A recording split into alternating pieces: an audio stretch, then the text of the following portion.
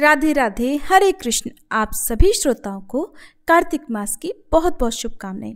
प्रिय श्रोताओं, आज की इस वीडियो में आप कार्तिक स्नान की सारी कथाएं एक साथ सुनेंगे। तो आइए इन कथाओं का शुभारंभ करते हैं गणेश भगवान की अमर सुहाग और पीहर देने वाली कहानी से। एक बार की बात है, एक भाई और बहन थे। बहन का विवाह हो चुका था और भाई भी अपनी पत्नी के साथ अपने घर में रहा करता था। बहन का नियम था कि वो अपने भाई का चेहरा देखकर ही भोजन किया करती, इसलिए हर रोज वो सुबह उठती और अपनी ससुराल में घर का सारा काम जल्दी जल्दी करके अपने भाई का मुंह देखने के लिए उसके घर जाया करती। एक दिन रास्ते में एक पीपल के नीचे गणेश भगवान की मूर्ति रखी हुई थी। उसने भगवान के सामने हाथ जोड़कर कहा कि हे गणपति, मेरे जैसा अमर सुहाग और मेरे जैसा अमर पीहर सबको दीजिए। ऐसा कहकर वह आगे बढ़ जाती। जंगल की झाड़ियों के कांटे उसके पैरों में चुभा करते। एक दिन वह अपने भाई के घर पहुंची तो उदास होकर भाई का मुंह देखकर बैठ गई। भाभी ने पूछा, तुम्हारे पैरों में क्या हो गया है? ये सुनकर उसने भाभी को जवाब दिया कि भाभी, रास्ते में जंगल की झाड़ियों के गिरे हुए कांटे मेरे पाँव में चुभ गए हैं। सुनकर लड़की की भाभी ने अपने पति से कहा कि सुनिए, आपकी बहन जब आती हैं तो रास्ते में झाड़ियों के गिरे हुए कांटे उनके पाँव में चुभ जाते हैं, आप रास्ते को साफ करवा दो। भाई ने तब कुल्हाड़ी लेकर सारी झाड़ियों को काटकर रास्ता साफ कर दिया, सारे कांटे भी हटा दिए। सफाई के कारण भगवान गणेश जी की मूर्ति का वो स्थान भी वहां से हट गया। अब तो ये देखकर भगवान गुस्सा हो गए और उसके भाई के प्राण हर लिए। लोग अंतिम संस्कार के लिए जब भाई को लेकर जा रहे थे तो उसकी भाभी रोते हुए लोगों से कहने लगी कि थोड़ी देर रुक जाओ, उनकी बहन आने वाली है, वो अपने भाई का मुंह देखे बिना नहीं रह सकती, उसका ये रोज का नियम है। तब लोग कहने लगे, आज तो देख लेगी पर कल कैसे देखेगी। अब उधर रोज की तरह बहन अपने भाई का मुंह देखने के लिए जंगल में निकली। आज उसने देखा कि जंगल में तो सारा रास्ता साफ किया हुआ है। जब वह थोड़ा और आगे बढ़ी तो उसने देखा कि सिद्धि विनायक को भी वहां से हटा दिया गया है। तब उसने भाई के घर जाने से पहले गणेश जी को एक अच्छे स्थान पर रख दिया और हाथ जोड़कर बोली, हे भगवान, मेरे जैसा अमर सुहाग और मेरे जैसा अमर पीहर सबको देना। ऐसा बोलकर वह हर दिन की तरह आगे निकल गई। भगवान तब सोचने लगे कि अगर इसकी नहीं सुनी तो फिर हमें कौन मानेगा, हमें कौन पूजेगा। तब सिद्धि विनायक ने उसे आवाज दी, बेटी, इस खेजड़ी की 7 पत्तियां लेकर जा और उसे कच्चे दूध में घोलकर भाई के ऊपर छींटा मार देना, वो उठकर बैठ जाएगा। ये सुनकर जब बहन पीछे मुड़ी तो वहां तो कोई नहीं था। फिर वो सोचने लगी कि ठीक है, जैसा सुन लिया वैसा ही कर लेती हूँ। फिर वह 7 खेजड़ी की पत्तियां लेकर अपने भाई के घर पहुंची। वहां उसने देखा कि कई लोग बैठे हुए हैं, भाभी बैठी रो रही है और सामने ही भाई का शव रखा है। तब उसने पत्तियों को बताए हुए नियम के अनुसार भाई के ऊपर इस्तेमाल किया। भाई तुरंत उठकर बैठ गया। फिर भाई बहन से बोला कि मुझे बहुत ही गहरी नींद आ गई थी। तब बहन बोली कि ऐसी नींद तो किसी दुश्मन को भी ना आए, और उसने अपनी सारी बात अपने भाई को बता दी। मान्यताओं के अनुसार यह है गणेश भगवान की कहानी, जिसे सुनने पर भगवान गणेश की कृपा प्राप्त होती है। कार्तिक मास की बूढ़ी माई और खिचड़ी के कटोरे की कहानी। एक बार की बात है, किसी गांव में एक बूढ़ी माई रहती थी और वह कार्तिक का व्रत रखा करती। उसके व्रत खोलने के समय श्री कृष्ण भगवान आते और एक कटोरा खिचड़ी का रखकर चले जाते। बुढ़िया के पड़ोस में एक औरत रहती थी। वह हर रोज ये देखकर ईर्ष्या करती कि इसका तो कोई नहीं है, फिर भी इसे खाने के लिए खिचड़ी मिल ही जाती है। एक दिन कार्तिक महीने का स्नान करने के लिए वह बूढ़ी माई गंगा जी गई। पीछे से कृष्ण भगवान उसका खिचड़ी का कटोरा रखकर चले गए। तब बूढ़ी माई की पड़ोसन ने जब वह खिचड़ी का कटोरा खिड़की पर रखा देखा और ये देखा कि बूढ़ी माई नहीं है, तब वह कटोरा उठाकर घर के पिछवाड़े फेंक आई। इधर कार्तिक स्नान के बाद बूढ़ी माई घर पर वापस आई तो उन्हें खिचड़ी का कटोरा नहीं मिला और वह भूखी ही रह गई। वह बार बार एक ही बात कहती जाती कि कहाँ गई मेरी खिचड़ी और कहाँ गया मेरा खिचड़ी का कटोरा। उधर दूसरी ओर पड़ोसन ने जहाँ वह खिचड़ी फेंकी थी वहाँ पर एक पौधा उगा जिसमें 2 फूल खिले। फिर एक दिन की बात है, उस देश का राजा उस ओर से निकला जहां पर वह फूल खिले हुए थे। वह राजा निसंतान था। जब उसकी दृष्टि उन फूलों पर पड़ी तो वह उन्हें तोड़कर घर ले आया। घर लाने पर उसने वह फूल अपनी रानी को दिए, जिन्हें सूंघने पर वह रानी गर्भवती हो गई और 9 महीने बाद रानी ने 2 स्वस्थ पुत्रों को जन्म दिया। वह दोनों राजकुमार जब बड़े हो गए तब वह किसी से बोलते नहीं थे, लेकिन जब भी वे दोनों शिकार पर जाते तब रास्ते में उन्हें वही बूढ़ी माई मिलती, जो अभी भी यही कहती थी कि कहाँ गई मेरी खिचड़ी और कहाँ गया मेरा खिचड़ी का कटोरा। बूढ़ी माई की बात सुनकर वह दोनों भाई उनसे कहते, हम हैं तेरी खिचड़ी और हम हैं तेरा बेला। अब तो वे दोनों राजकुमार जब भी शिकार पर जाते तो बूढ़ी माई यही बात कहती और वे दोनों हमेशा वही उत्तर देते। एक बार राजा के कानों में ये बात पड़ गई कि ये राजकुमार जो महल में गूंगे रहते हैं वही जंगल में एक बूढ़ी माई के मिलने पर उनसे बात करते हैं। राजा को बड़ा आश्चर्य हुआ कि ये दोनों तो किसी से कभी बोलते नहीं, तब वह बूढ़ी माई से कैसे बात कर लेते हैं। राजा ने बूढ़ी माई को राजमहल में बुलवाया और कहा कि हम में से तो ये किसी से नहीं बोलते और न ही हमने आज तक इन्हें बोलते देखा, लेकिन तुमसे ये कैसे बोलते हैं। तब बूढ़ी माई ने कहा कि महाराज, मुझे भी नहीं पता कि ये मुझसे कैसे बोल लेते हैं। मैं तो कार्तिक का व्रत करती थी और कृष्ण भगवान मुझे खिचड़ी का कटोरा भरकर दे जाते थे। एक दिन मैं स्नान करके वापस आई तो मुझे वह खिचड़ी नहीं मिली। जब मैं कहने लगी कि कहाँ गई मेरी खिचड़ी और कहाँ गया मेरा कटोरा, तब इन दोनों लड़कों ने कहा कि तुम्हारी पड़ोसन ने तुम्हारी खिचड़ी फेंक दी और उसके 2 फूल बन गए थे।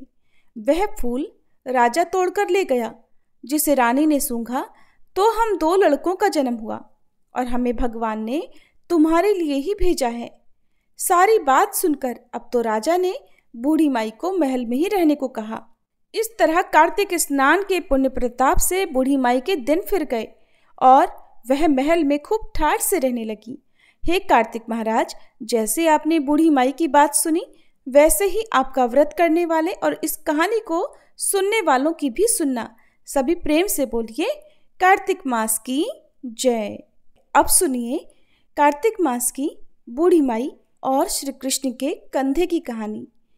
कार्तिक मास में सभी औरतें तुलसी जी को जल से सींचने जाया करती थी।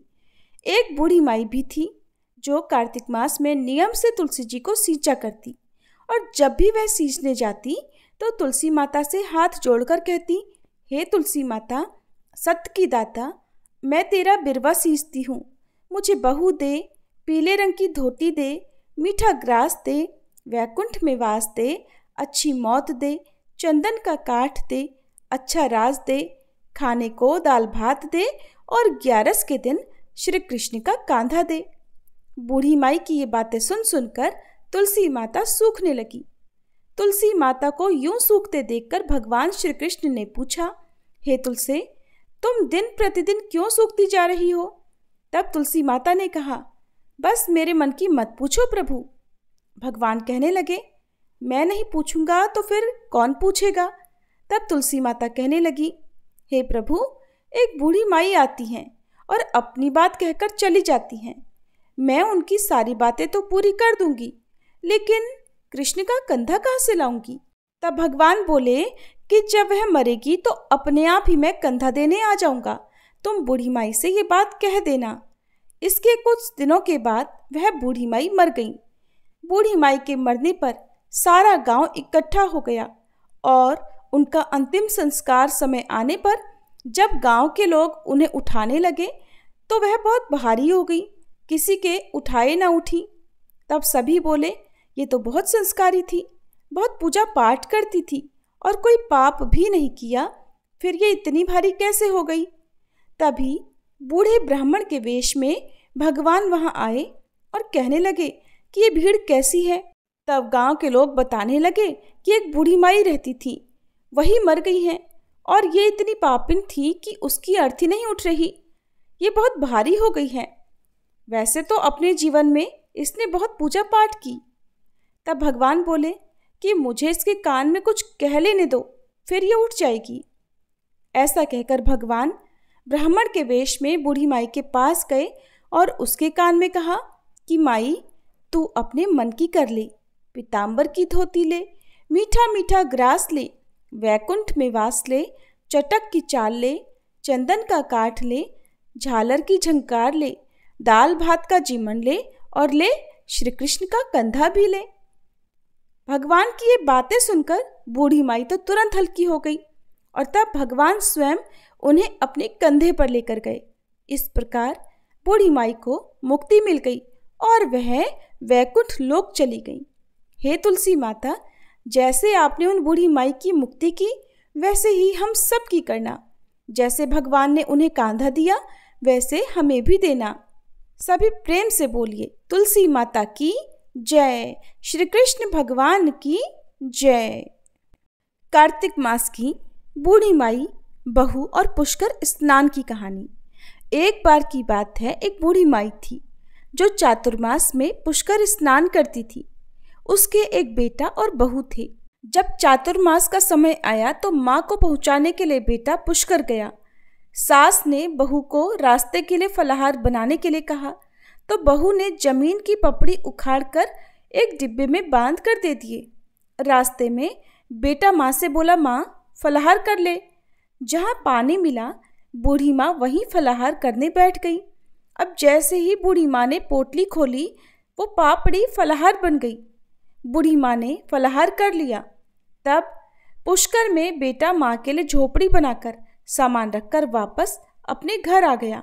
रात्रि के प्रथम पहर में श्रावण मास आया और बोला, बुढ़िया दरवाजा खोल। तब बूढ़ी माँ ने पूछा, तू कौन है? वह बोला, मैं श्रावण हूँ। बूढ़ी माँ ने तुरंत झोपड़ी का दरवाजा खोल दिया। बूढ़ी माँ ने श्रावण मास में महादेव जी का पूजन किया और बेलपत्र चढ़ाती, अभिषेक करती, भजन कीर्तन करती। तो जाते समय श्रावण ने बूढ़ी माई की झोपड़ी को एक लात मारी तो झोपड़ी की एक दीवार सोने की हो गई। बाद में भाद्रपद मास आया, तब उसने भी बूढ़ी माई को दरवाजा खोलने को कहा। बूढ़ी माई ने दरवाजा खोला, साथ ही सत्तू बनाया, कजरी तीज मनाई। भदवा भी जाते जाते झोपड़ी को एक लात मार कर गया तो दूसरी दीवार भी हीरे की हो गई। फिर आसोज मास आया, उसने भी बूढ़ी माई को दरवाजा खोलने के लिए कहा। बूढ़ी माई ने दरवाजा खोला और तर्पण करके श्राद्ध मनाया, ब्राह्मण भोजन कराया, गणेश जी की स्थापना की। फिर अनंत चतुर्दशी का पर्व मनाया और नवरात्रि में माँ दुर्गा की स्थापना की, दशहरा मनाया। जाते जाते आसोज भी झोपड़ी पर एक लात मारकर गया तो बूढ़ी माई की झोपड़ी की तीसरी दीवार सोने की हो गई। और इन सब के बाद पवित्र कार्तिक मास आया और उसने भी बूढ़ी माई को दरवाजा खोलने के लिए कहा। बूढ़ी माई ने दरवाजा खोला और श्रद्धा से कार्तिक स्नान, भजन, पूजन, व्रत आदि किया। दीपावली, गोवर्धन पूजा, भाई दूज, आंवला नवमी करी। कार्तिक मास ने जाते जाते लात मारी और इस बार पूरी की पूरी झोपड़ी ही सोने की हो गई। अब तो बूढ़ी माई खूब दान धर्म करती और भगवान का भजन किया करती। चातुर्मास पूरा होने पर जब बेटा अपनी माँ को लेने के लिए पुष्कर आया तो अपनी माँ और झोपड़ी को वह पहचान ही नहीं पाया। वहाँ तो भगवान की कृपा से खूब ठाट बाट हो गए थे। उसने आसपास वालों से पूछा तो उन्होंने सब हाल कह सुनाया। ये सुनकर बेटा माँ के पैरों में गिरकर बोला, माँ घर चलो। और वह सारा सामान एक गाड़ी में भरकर माँ को अपने साथ लिवा लाया। सास के ठाट बाट देखकर बहू के मन में जलन पैदा हो गई। तब तो उसने भी अपनी माँ को 4 मास के पुष्कर स्नान के लिए छोड़कर आने के लिए अपने पति से कहा तो वह अपनी सास को भी पुष्कर छोड़कर आ गया। श्रावण, भादो, आसोज और कार्तिक सभी मास आए, लेकिन बहू की माँ ने कुछ भी नहीं किया। वो तो 4 समय खूब ठाट से खाती थी और दिन भर सोती थी। चातुर्मास ने जाते जाते झोपड़ी को एक लात मारी तो पूरी झोपड़ी गिर पड़ी और बहू की माँ को गधे की योनि में जाना पड़ा। 4 मास बाद जमाई जब अपनी सास को लेने पुष्कर गया तो उसे ना तो सास ही दिखाई दी और न ही झोपड़ी। तब उसने अपने आसपास वालों से पूछा तो उन्होंने बताया कि तुम्हारी सास धर्म कर्म कुछ भी नहीं करती थी। वो तो केवल खाती थी और सोती थी, जिससे वो गधी हो गई है। सास ने इधर जब अपने जमाई को देखा तो वह ढेंचू ढेंचू करती सामने आ गई। तब जमाई ने सास को गाड़ी के पीछे बांध दिया और घर लिवा लाया। उसकी पत्नी ने जब पूछा कि मेरी माँ कहाँ है और ये गधे को पीछे क्यों बांध कर लाए हो, तब वह बोला कि तुम्हारी माँ तो गाड़ी के पीछे बंधी हुई है, जिसकी जैसी करनी। तुमने तो मेरी माँ को फलाहार की जगह जमीन की पपड़ी उखाड़ कर दी थी और वह भी फलाहार बन गया। तब उसकी पत्नी बोली कि ब्राह्मण के पास चलकर पूछते हैं कि मेरी माँ मनुष्य योनि में वापस कैसे आएगी। तब वे दोनों पति पत्नी ब्राह्मण के पास गए, सारा हाल कह सुनाया। ब्राह्मण देवता बोले कि तेरी सास जब स्नान करे तब उस पानी को लेकर तू अपनी माँ को उस पानी से स्नान करा देना, तब उसकी गधी की योनि से मुक्ति मिल जाएगी। तब बहू ने ऐसा ही किया और उसकी माँ मनुष्य योनि में हो गई। हे राधा दामोदर भगवान, जैसे आपने लड़के की माँ को सब कुछ दिया, वैसे ही हम सबको भी देना। सभी प्रेम से बोलिए कार्तिक के स्नान की जय। अब सुनिए कार्तिक मास की ब्राह्मण दंपत्ति और उनकी बहू और कार्तिक स्नान की कहानी। एक बार की बात है, एक नगर में एक ब्राह्मण और ब्राह्मणी रहते थे। वे रोजाना 7 कोस दूर गंगा स्नान करने जाते थे। इतनी दूर आने जाने से ब्राह्मणी थक जाती थी। एक दिन ब्राह्मणी बोली, काश हमारे भी एक बेटा होता तो कितना अच्छा होता। बेटे की बहू आती और हमें घर वापस जाने पर बना हुआ भोजन मिलता और बहू घर का सारा काम भी कर देती। ब्राह्मणी की ये बात सुनकर ब्राह्मण देवता बोले, बात तो तुम सही कह रही हो, चलो आज मैं तुम्हारे लिए बहू ला ही देता हूँ। ब्राह्मणी बोली, वो कैसे भला? ब्राह्मण ने कहा कि तुम एक पोटली में आटा डालकर उसमें कुछ मोहरे रख देना। ब्राह्मण देवता के कहे अनुसार ब्राह्मणी ने पोटली बांध कर दे दी और पोटली लेकर ब्राह्मण देवता चले गए। वह अभी कुछ ही दूर पर गए थे कि उन्हें नदी के किनारे बहुत ही सुंदर लड़कियां खेलते हुए दिखाई दी। वे रेत में घर बना बनाकर खेल रही थी और बार बार तोड़ रही थी। तब उनमें से एक लड़की कहने लगी कि मैं तो अपना घर नहीं तोड़ूंगी, मुझे तो रहने के लिए ये घर चाहिए। लड़की की बात सुनकर ब्राह्मण देवता मन ही मन सोचने लगे कि बहू बनाने के लिए तो यही लड़की सही रहेगी। जब वह लड़कियां घर वापस जाने लगी तो ब्राह्मण भी उस लड़की के पीछे पीछे उसके घर तक चले गए जिसने अपना घर नहीं तोड़ा था। और वहां जाकर ब्राह्मण देवता ने उससे कहा कि बेटी, अभी कार्तिक मास चल रहा है, इसीलिए मैं किसी के घर भोजन नहीं खाता। मैं आटा लेकर आया हूँ, तुम अपनी माँ से पूछो तो जरा, क्या वह मेरे लिए आटा छानकर 4 रोटियां बना देगी? यदि वह मेरा आटा छानकर रोटियां बनाएगी तो ही मैं रोटी खा सकता हूँ। लड़की ने भीतर जाकर अपनी माँ से सारी बात कह दी। माँ ने कहा, ठीक है, जाकर बाबा से कह दे कि वह अपना आटा दे दे तो मैं रोटियां बना दूंगी। जब लड़की की माँ आटा छानने लगी तो आटे में से मोहरें निकली। वह सोचने लगी कि जिसके आटे में इतनी मोहरें हैं उसके घर में कितनी मोहरें होंगी। उधर वह ब्राह्मण देवता जब भोजन करने बैठे तो लड़की की माँ ने कहा, बाबा, क्या आप अपने लड़के की सगाई करने जा रहे हो? ब्राह्मण ने कहा, मेरा बेटा तो काशी में पढ़ने गया हुआ है, लेकिन यदि तुम कहो तो खांड कटोरे से विवाह करके तुम्हारी बेटी को मैं अपने साथ ले जाऊं। लड़की की माँ बोली, ठीक है बाबा, और फिर खांड कटोरे से अपनी लड़की का विवाह करके उसे ब्राह्मण देवता के साथ उसने भेज दिया। अब ब्राह्मण ने घर आकर कहा, रामू की माँ, दरवाजा खोलो, देखो तो मैं तुम्हारे लिए बहू लेकर आया हूँ। ब्राह्मणी बोली, पूरी दुनिया तो ताने मारती ही थी, अब आप भी मारने लगे। अरे हमारे तो कोई बेटा ही नहीं है, तो भला बहू कहाँ से आएगी? ब्राह्मण ने कहा, अरे भाग्यवान, दरवाजा खोलकर देख तो सही। जब ब्राह्मणी ने दरवाजा खोला तो सामने बहू को खड़ी देखा। उसने बहू का प्रसन्न मन से स्वागत किया और खूब आदर सत्कार से घर के भीतर ले गई। अब ब्राह्मण और ब्राह्मणी स्नान करने जाते तो बहू पीछे घर का सारा काम करके भोजन बनाकर तैयार रखती। वह उनके कपड़े धोती, रात को पैर भी दबाती थी। इस तरह काफी समय बीत गया।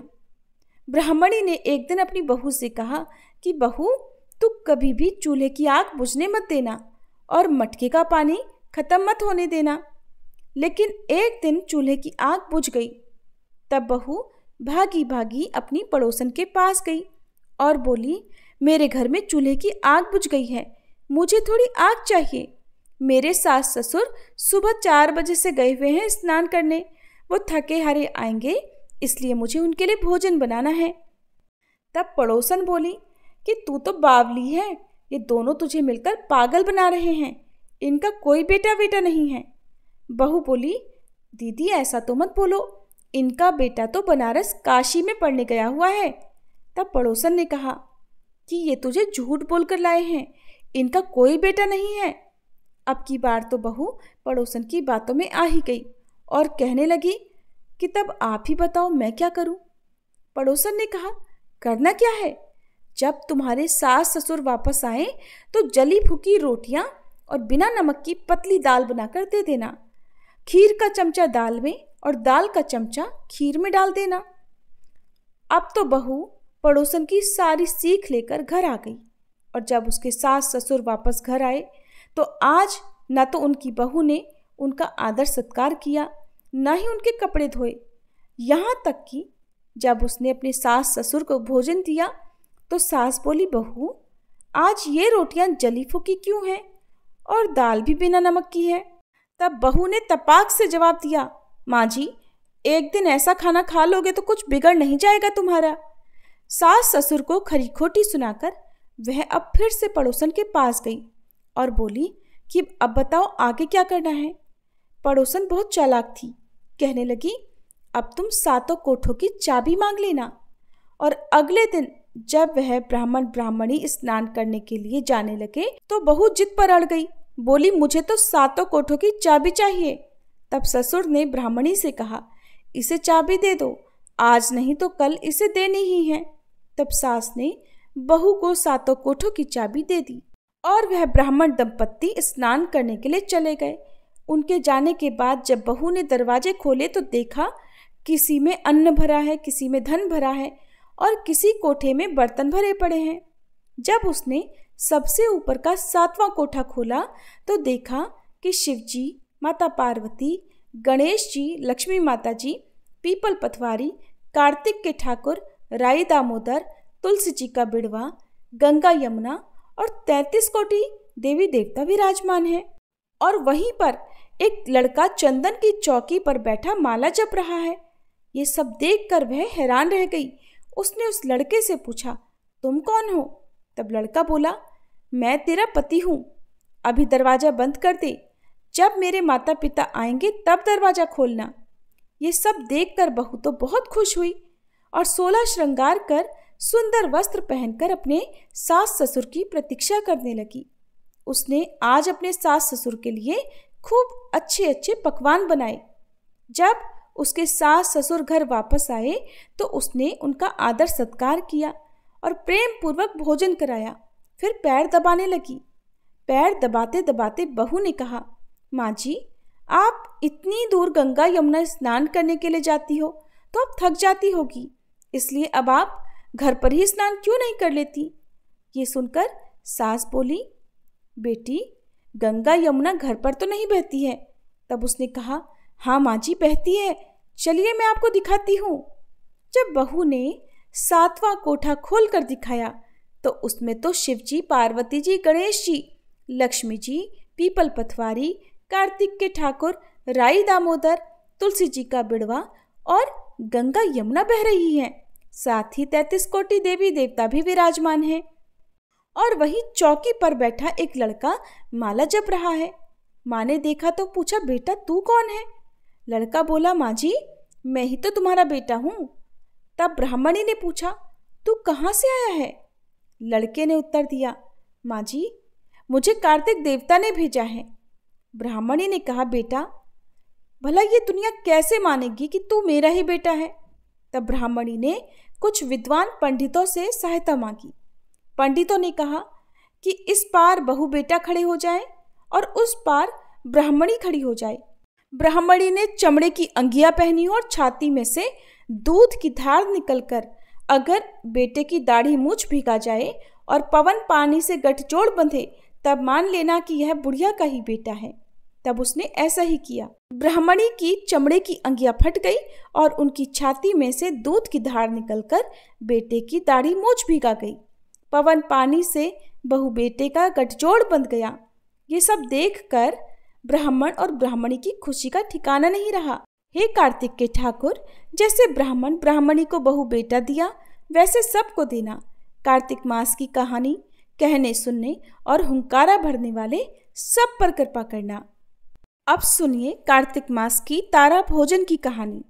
एक बार की बात है, किसी नगर में एक साहूकार था और उसकी एक बहू तारा भोजन करती थी। एक दिन उसने अपनी सास को कहानी सुनाने को कहा तो सास ने मना कर दिया और बोली कि मुझे अभी अपनी पूजा करनी है। उसने फिर अपनी जिठानी से कहा कि दीदी आप मेरी कहानी सुन लो। उसने भी मना करते हुए कहा कि मुझे तो अभी भोजन बनाना है। फिर उसने अपनी देवरानी से कहानी सुनने को कहा। उसने भी बहाना बना दिया कि मुझे बच्चों को देखना है। तब उसने फिर अपनी ननद को कहानी सुनने के लिए कहा। उसने भी मना कर दिया। बोली कि मेरी ससुराल से मेरा बुलावा आ गया है और मुझे जाने की तैयारियां करनी है। अब वह राजा के पास भी गई। बोली कि महाराज आप ही मेरी कहानी सुन लो। तो राजा ने कहा मुझे तो व्यापार देखना है, कहानी सुनने का समय नहीं है मेरे पास। अब तो वह अपनी पड़ोसन के पास गई और जाकर उससे बोली कि आप ही मेरी कहानी सुन लो। पड़ोसन कहानी सुनने के लिए तैयार हो गई।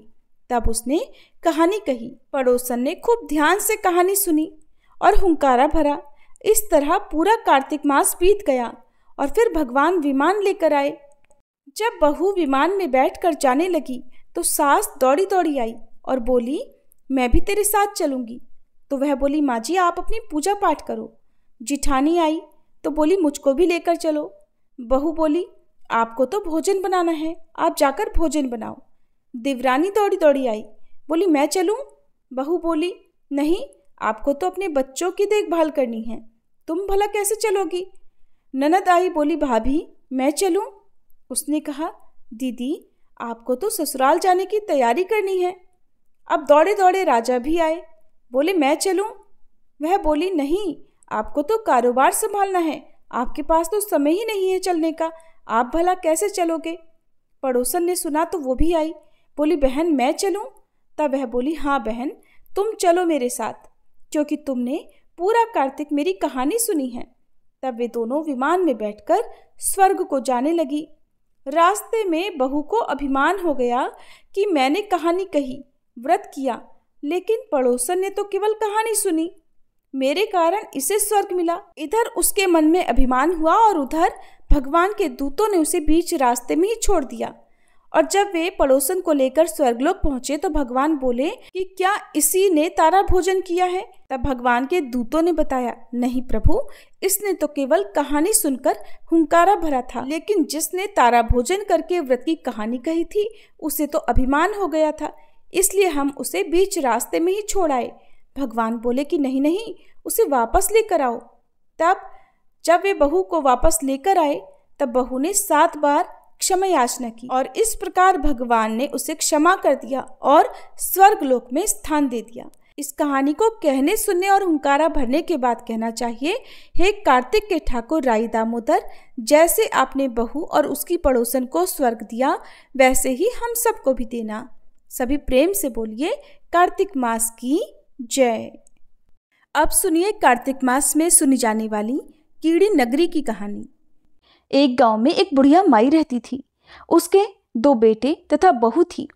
बुढ़िया माई भगवान श्री हरि विष्णु की परम भक्त थी। अपना जीवन दान धर्म पुण्य कार्य कर्मों में लगाती थी, परंतु बुढ़िया माई कभी भी मंदिर और सत्संग में या तीर्थ स्थानों पर नहीं जाती थी। एक बार गांव में भागवत कथा हो रही थी। बेटे ने कहा माँ आप सारा दिन घर में रहती हैं, आप मंदिर में भागवत कथा सुनने क्यों नहीं जाती। बुढ़िया माई ने बेटे का मन रखने के लिए कह दिया कि आज जाऊंगी, परंतु नहीं गई। ऐसा करते करते 6 दिन निकल गए। बुढ़िया माई के बेटे ने कहा माँ आज अंतिम दिन है, आज तो कथा सुनने आपको जाना ही पड़ेगा। सारा दिन घर का काम करके बुढ़िया माई ने जाते जाते इतनी देर कर दी कि अंतिम दिन की भागवत कथा भी समाप्त हो गई। भगवान श्री हरि विष्णु सन्यासी का रूप धारण करके बुढ़िया माई के पास आए और बोले, बुढ़िया माई, तुम कहाँ जा रही हो? बुढ़िया माई ने कहा, मैं भागवत कथा सुनने जा रही हूँ। तब सन्यासी रूपधारी भगवान श्री हरि विष्णु ने कहा कि अब इतनी देर से क्यों जा रही हो? वहां तो अब कथा समाप्त हो गई, अब वहां जाकर क्या करोगी? तब बुढ़िया माई ने कहा, अब घर से निकली हूं तो जाकर ही आऊंगी।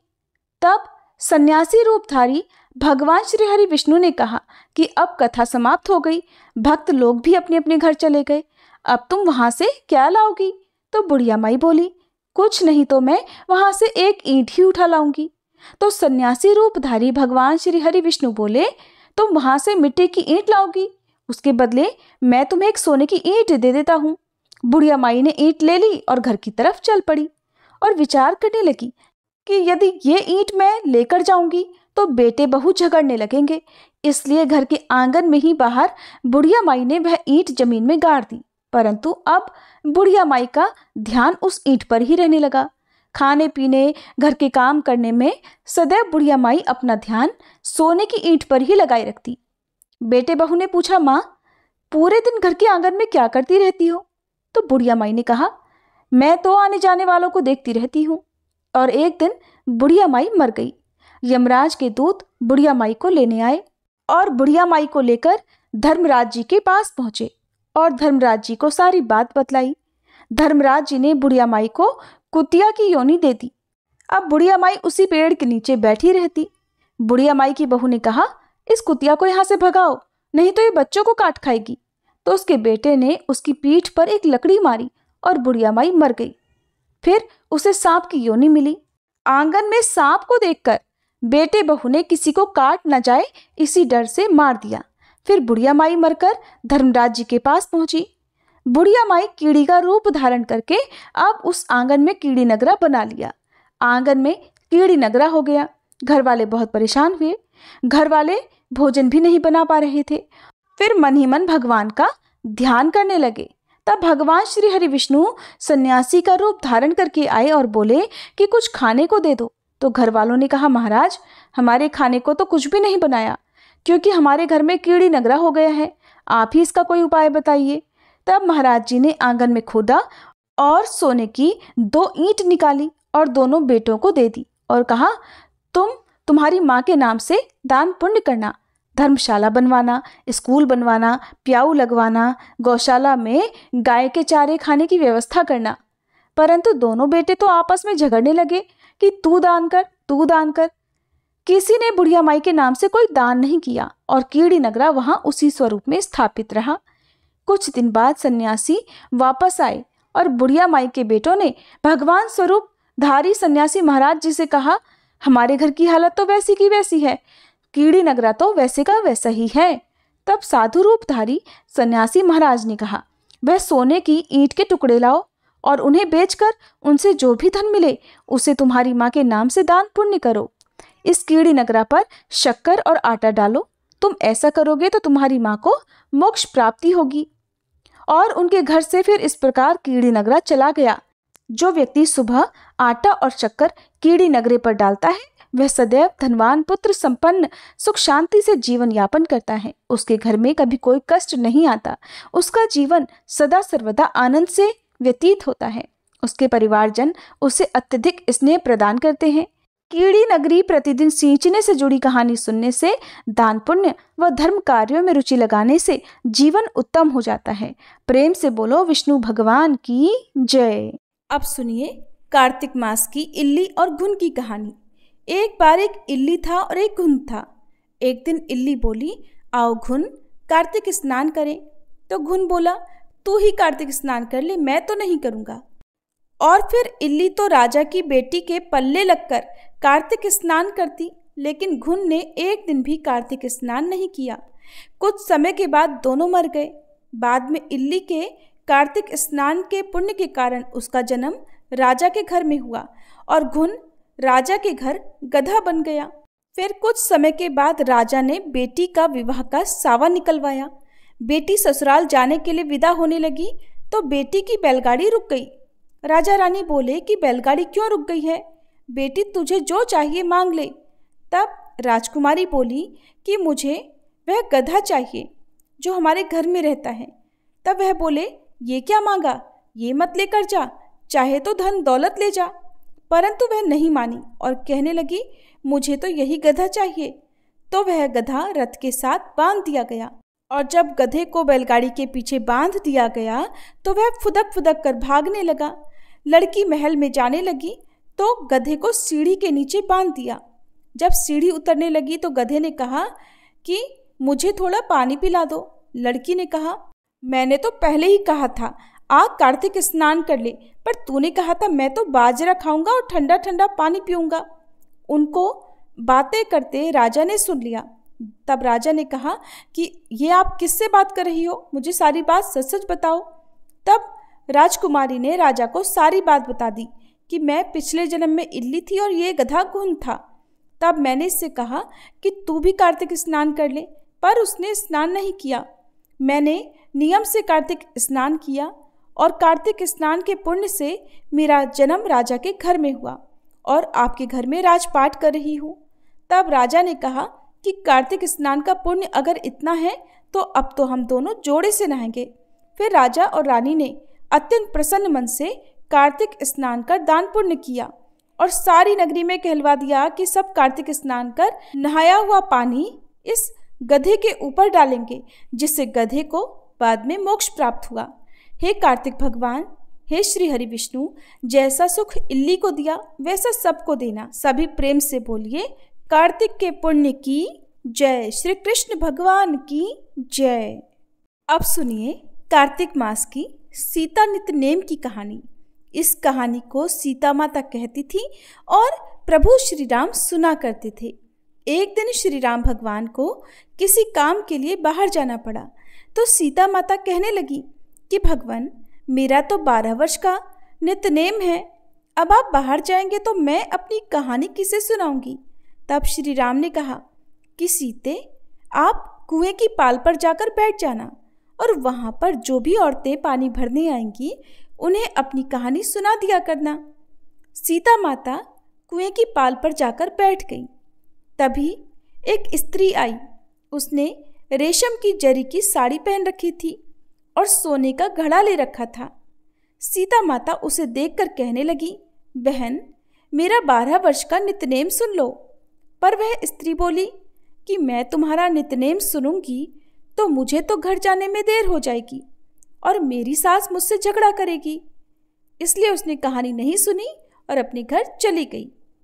लेकिन उसके घर जाते ही उसकी रेशम जरी की साड़ी फट गई। सोने का घड़ा मिट्टी के घड़े में बदल गया। सासू ने देखा तो पूछा, अरे बहू, ये किसका दोष अपने सिर लेकर आ गई है? बहू बोली, माँ जी, कुएं पर एक औरत बैठी थी। उसने अपनी कहानी सुनने के लिए कहा, लेकिन मैंने नहीं सुनी। शायद उसी का ये फल मुझे मिला है। बहू की बात सुनकर अगले दिन वही साड़ी और वही घड़ा लेकर सास कुएं की पाल पर गई। सास को वहीं पर सीता माता बैठी मिली तो माता सीता ने कहा, बहन, मेरी कहानी सुन लीजिए। सासू बोली, एक बार छोड़, मैं तो 4 बार कहानी सुन लूंगी। तब सीता माता बोली, राम आए लक्ष्मण आए, देश के पुजारी आए, नित नेम का नेम लाए, आओ राम बैठो राम, तपी रसोई जीमो राम, माखन मिश्री खाओ राम, दूध पताशा पियो राम, सूत के पलका मोठो राम, शाल दुशाला पोठो राम, शाल दुशाला ओढ़ो राम, जब बोलूं राम ही राम, राम सवारे सबके काम, खाली घर भंडार भरेंगे, सबका बेड़ा पार करेंगे, श्री राम जय जय राम। सासू बोली, बहन, कहानी तो बहुत अच्छी लगी।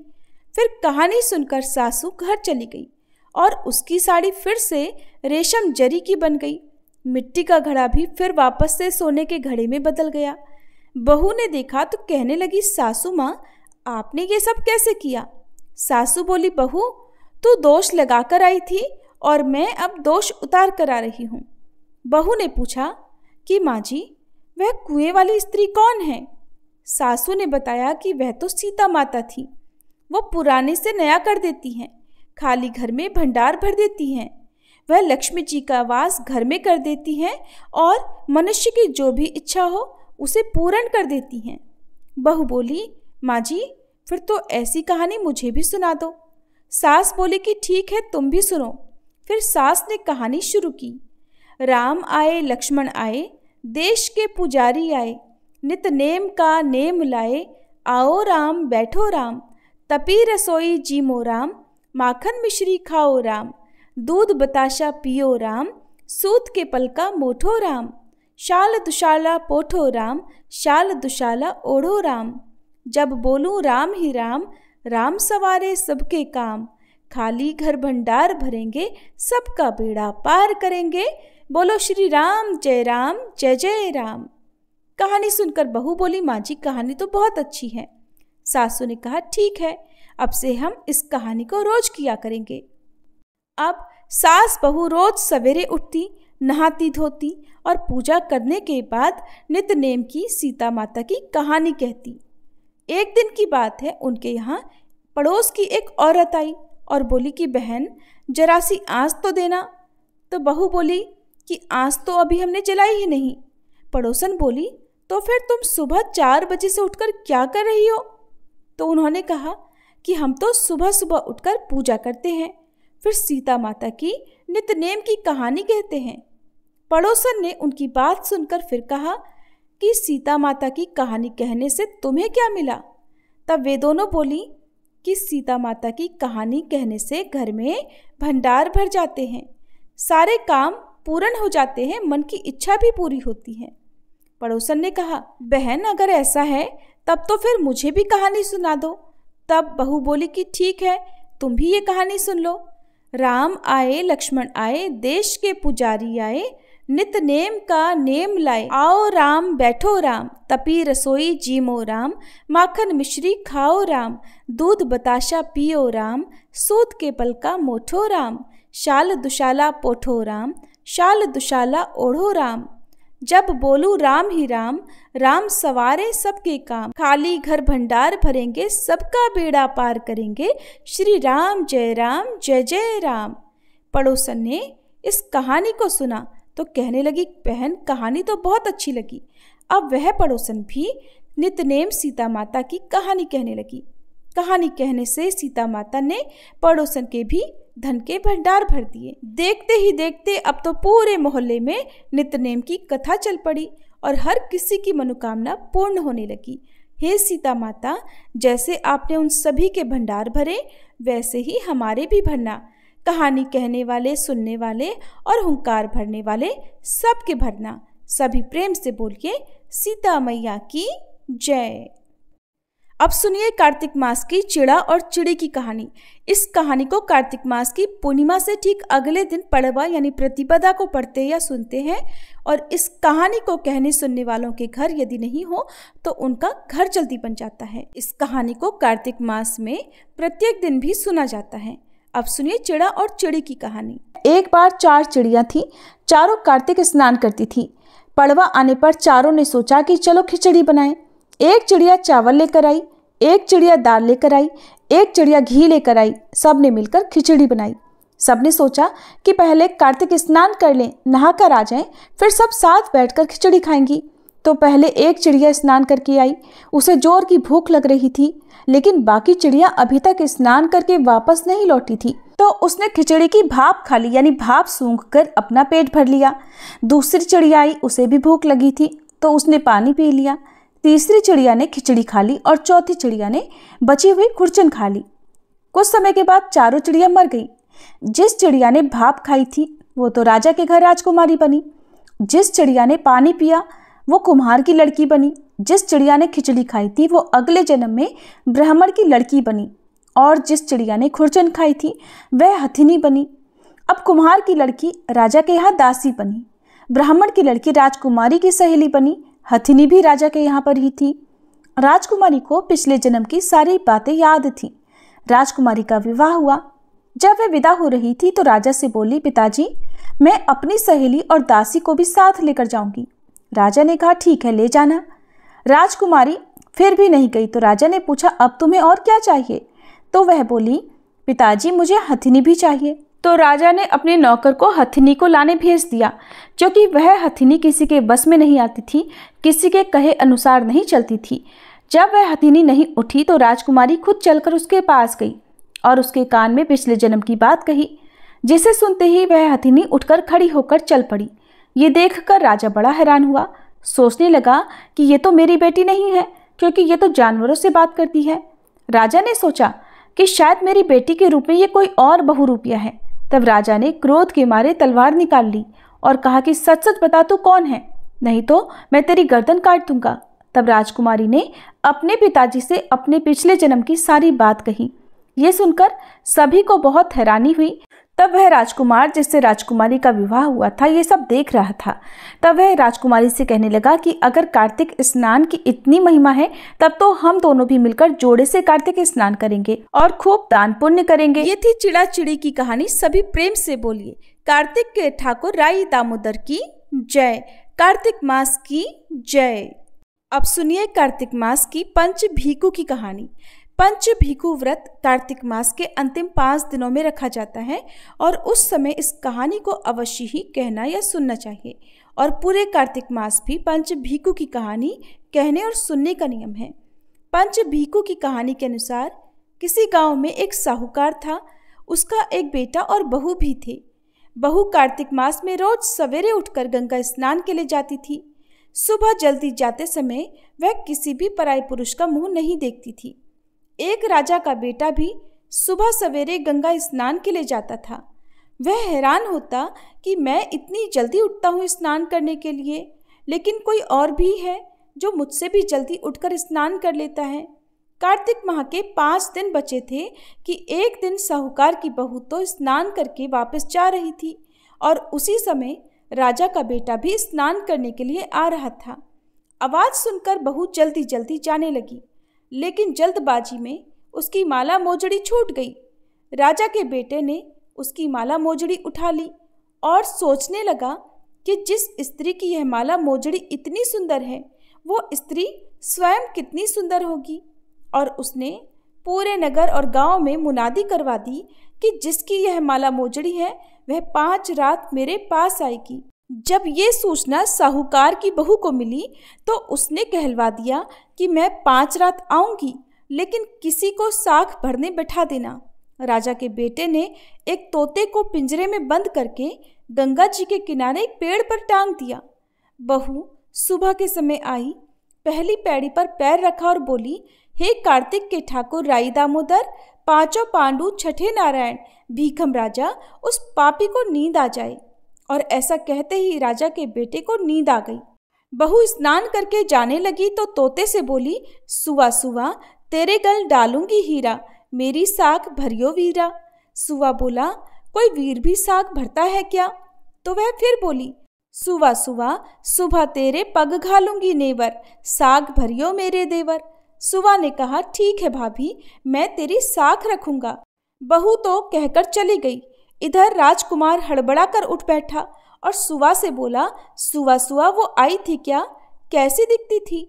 सुवा बोला, आभा की सी बिजली, होली की सी झल, केला की सी कामनी, गुलाब का सा रंग। राजकुमार ने सुना तो सोचा कि आज तो मैं अपनी उंगली में चीरा लगाकर बैठूंगा, इससे मुझे नींद नहीं आएगी। दूसरे दिन वह सवेरे सवेरे उंगली चीर कर बैठ गया। जब साहूकार की बहू आई तो भगवान से प्रार्थना करने लगी। राजकुमार को फिर से नींद आ गई और बहू नहा धोकर चली गई।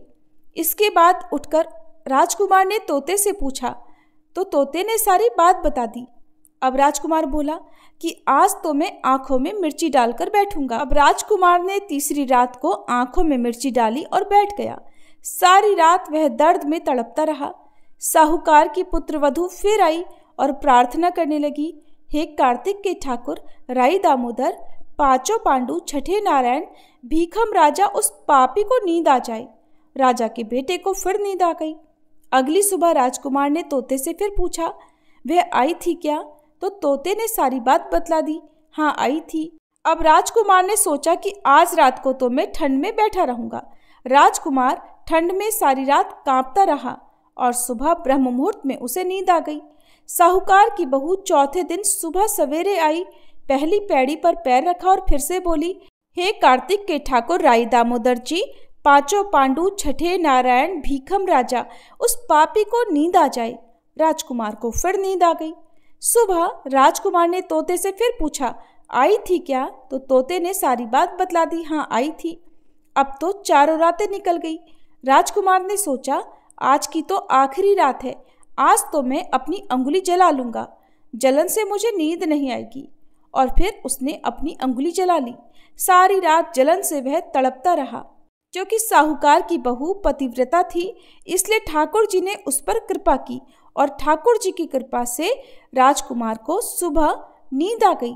साहूकार की बहू 5वें दिन सुबह के समय आई और पहली पैड़ी पर पैर रखा और बोली, हे कार्तिक के ठाकुर राई दामोदर जी, हे भगवान, आपने मेरी इतने दिन लाज रखी है, आज भी रख लेना, उस पापी को नींद आ जाए। राजकुमार को फिर नींद आ गई। साहूकार की बहू ने तोते से कहा, हे सुआ, उस पापी से कह देना मेरी माला मोजड़ी मेरे घर पहुंचा दे। ऐसा कहकर बहू चली गई। इधर राजकुमार हड़बड़ा कर उठ बैठा। राजकुमार ने तोते से फिर पूछा, क्या वह आई थी? तो तोते ने फिर से कह दिया, हाँ आई थी, लेकिन उसने अपनी माला मोजड़ी मंगवाई है। राजकुमार को पतिव्रता स्त्री के सत को भंग करने का विचार करने के कारण कोढ़ हो गया। राजा ने बहुत सारे वैद्यों को बुलाकर राजकुमार का इलाज करवाया, परंतु किसी भी दवा का कोई भी असर राजकुमार पर नहीं हुआ। तब राजा ने आचार्यों को बुलवाया और इसका कारण पूछा। तब आचार्यों ने बतलाया कि राजकुमार को एक पतिव्रता स्त्री का सत भंग करने का प्रयास करने के कारण कोढ़ हुआ है और उसी के पाप स्वरूप इसका अंग अंग चल रहा है। राजा ने जब राजकुमार के ठीक होने का उपाय पूछा तो उन्होंने बताया कि यह उस साहूकार की बहू को धर्म की बहन बनाए और रोज उसके स्नान किए हुए जल से यदि स्नान करे तभी ये ठीक हो सकता है।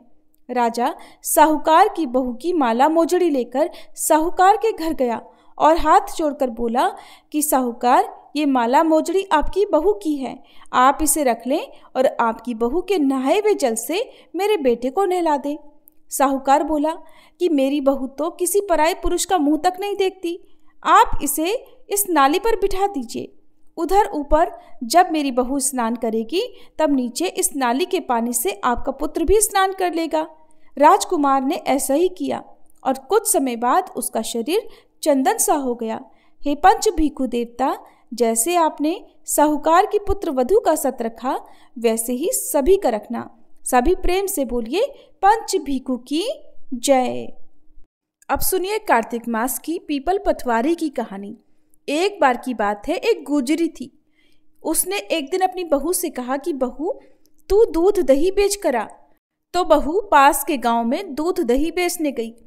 कार्तिक का महीना था, वहां पर सभी औरतें पीपल सींचने आती थी, तो वो भी बैठ गई और औरतों से पूछने लगी कि तुम क्या कर रही हो।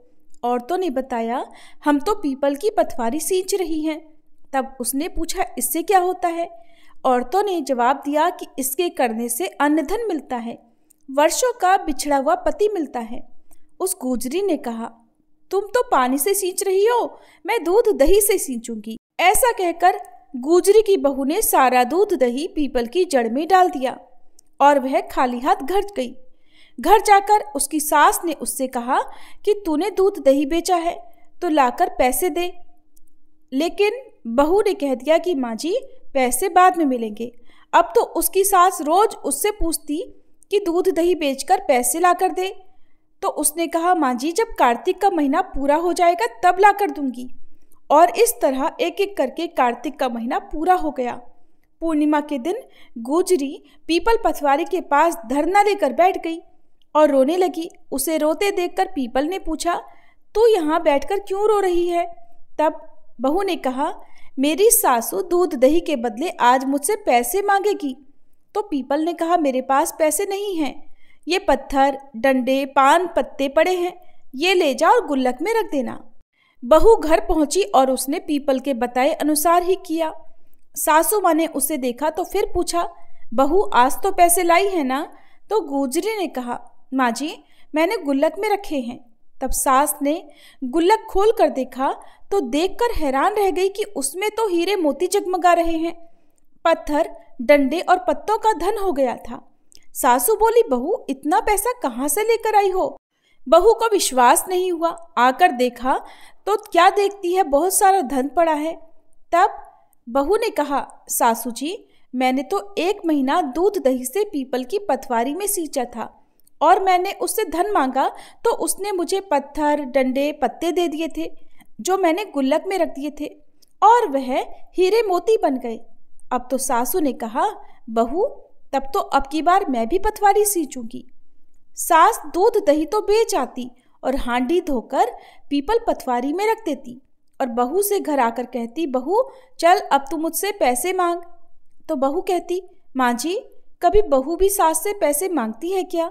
तो सासू कहती, तू मुझसे पैसे मांग। तो बहू ने सास से कहा, माँ जी दूध दही बेचकर आई हो, पैसे दो। सासू बोली, बहू कार्तिक का महीना पूरा होगा तब तुम्हें पैसे दे दूंगी। अब इधर कार्तिक का महीना पूरा हुआ तो सासू जी अपनी बहू के कहे और करे अनुसार पीपल पथवारी पर जाकर धरना लेकर बैठ गई। तो पीपल ने डंडे, पत्ते, पान, भाटे उसे भी दे दिए और कहा, ले जाकर गुल्लक में रख देना। अब सास घर पर आई तो सास ने अपनी बहू से कहा, बहू मुझसे पैसे मांगो। बहू ने फिर से सास से पैसे मांगे तो सासू बोली, बहू गुल्लक में रखे हैं, जाकर देख लो।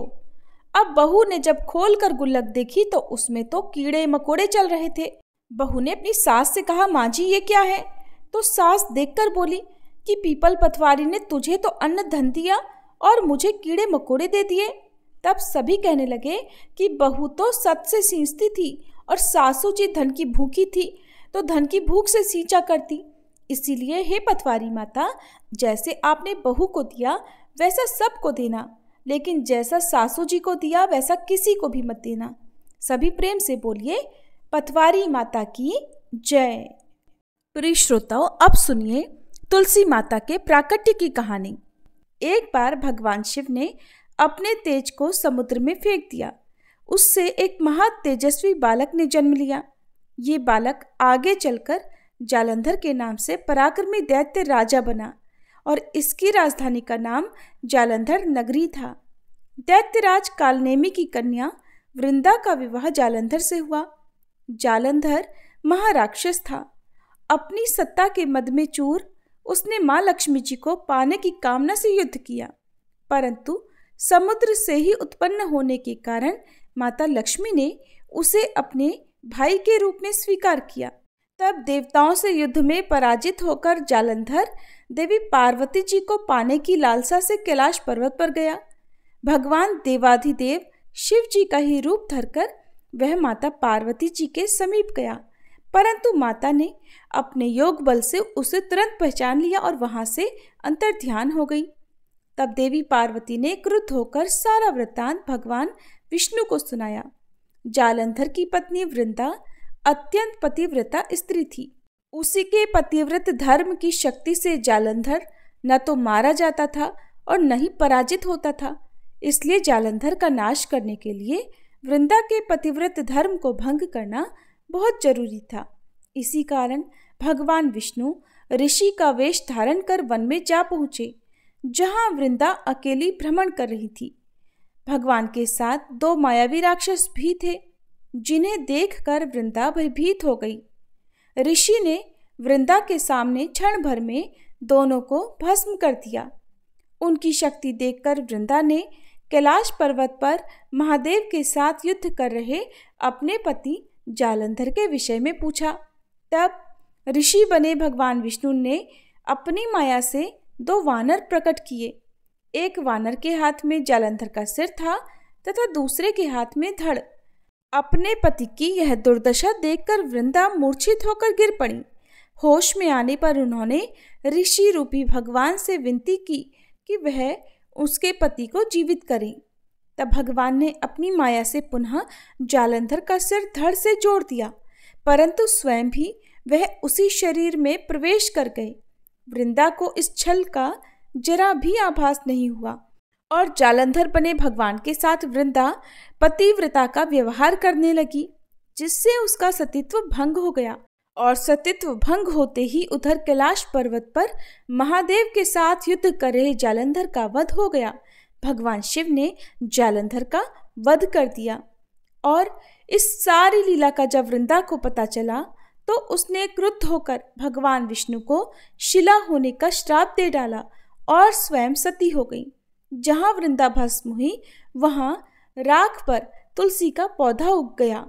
तब भगवान विष्णु ने वृंदा से कहा, हे वृंदा, तुम अपने सतीत्व के कारण मुझे लक्ष्मी से भी अधिक प्रिय हो गई हो। अब तुम तुलसी के रूप में सदा मेरे साथ रहोगी। जो मनुष्य मेरे शालिग्राम रूप के साथ तुलसी जी का विवाह करेगा उसे इस लोक और परलोक में विपुल यश प्राप्त होगा। जिस घर में तुलसी होती है वहाँ यम के दूत भी असमय नहीं जा सकते। गंगा और नर्मदा जी के जल में स्नान तथा तुलसी जी का पूजन बराबर माना जाता है। चाहे मनुष्य कितना भी पापी क्यों न हो, मृत्यु के समय जिसके प्राण मंजरी रहित तुलसी और गंगा जल मुख में रखकर निकल जाते हैं वह पापों से मुक्त होकर वैकुंठ धाम को प्राप्त होता है। जो मनुष्य तुलसी और आंवला की छाया में अपने पितरों का श्राद्ध करता है उसके पितर भी मोक्ष को प्राप्त हो जाते हैं और अधोगति से मुक्ति हो जाती है। सभी प्रेम से बोलिए पतित पावनी तुलसी मैया की जय। कार्तिक मास में सुनी जाने वाली लपसी और तपसी की कहानी। एक बार की बात है, एक लपसी था और एक तपसी था। तपसी तो भगवान की तपस्या करता था और लपसी सवा सेर की लापसी बनाकर उसका भोग लगाकर जीम लेता था। एक दिन वे दोनों आपस में झगड़ा करने लगे। लपसी बोला मैं बड़ा हूँ, तपसी बोला मैं बड़ा हूँ। इतने में ही देवर्षि नारद वहां आए और बोले तुम दोनों क्यों झगड़ा कर रहे हो। लपसी ने बताया कि हे देवर्षि मैं बड़ा हूँ, और तपसी ने कहा मैं बड़ा हूँ। तपसी बोला मैं सारा दिन भगवान की पूजा करता हूँ इसलिए मैं बड़ा हुआ। यह सुनकर नारद जी ने कहा कि मैं तुम्हारा फैसला कल कर दूंगा।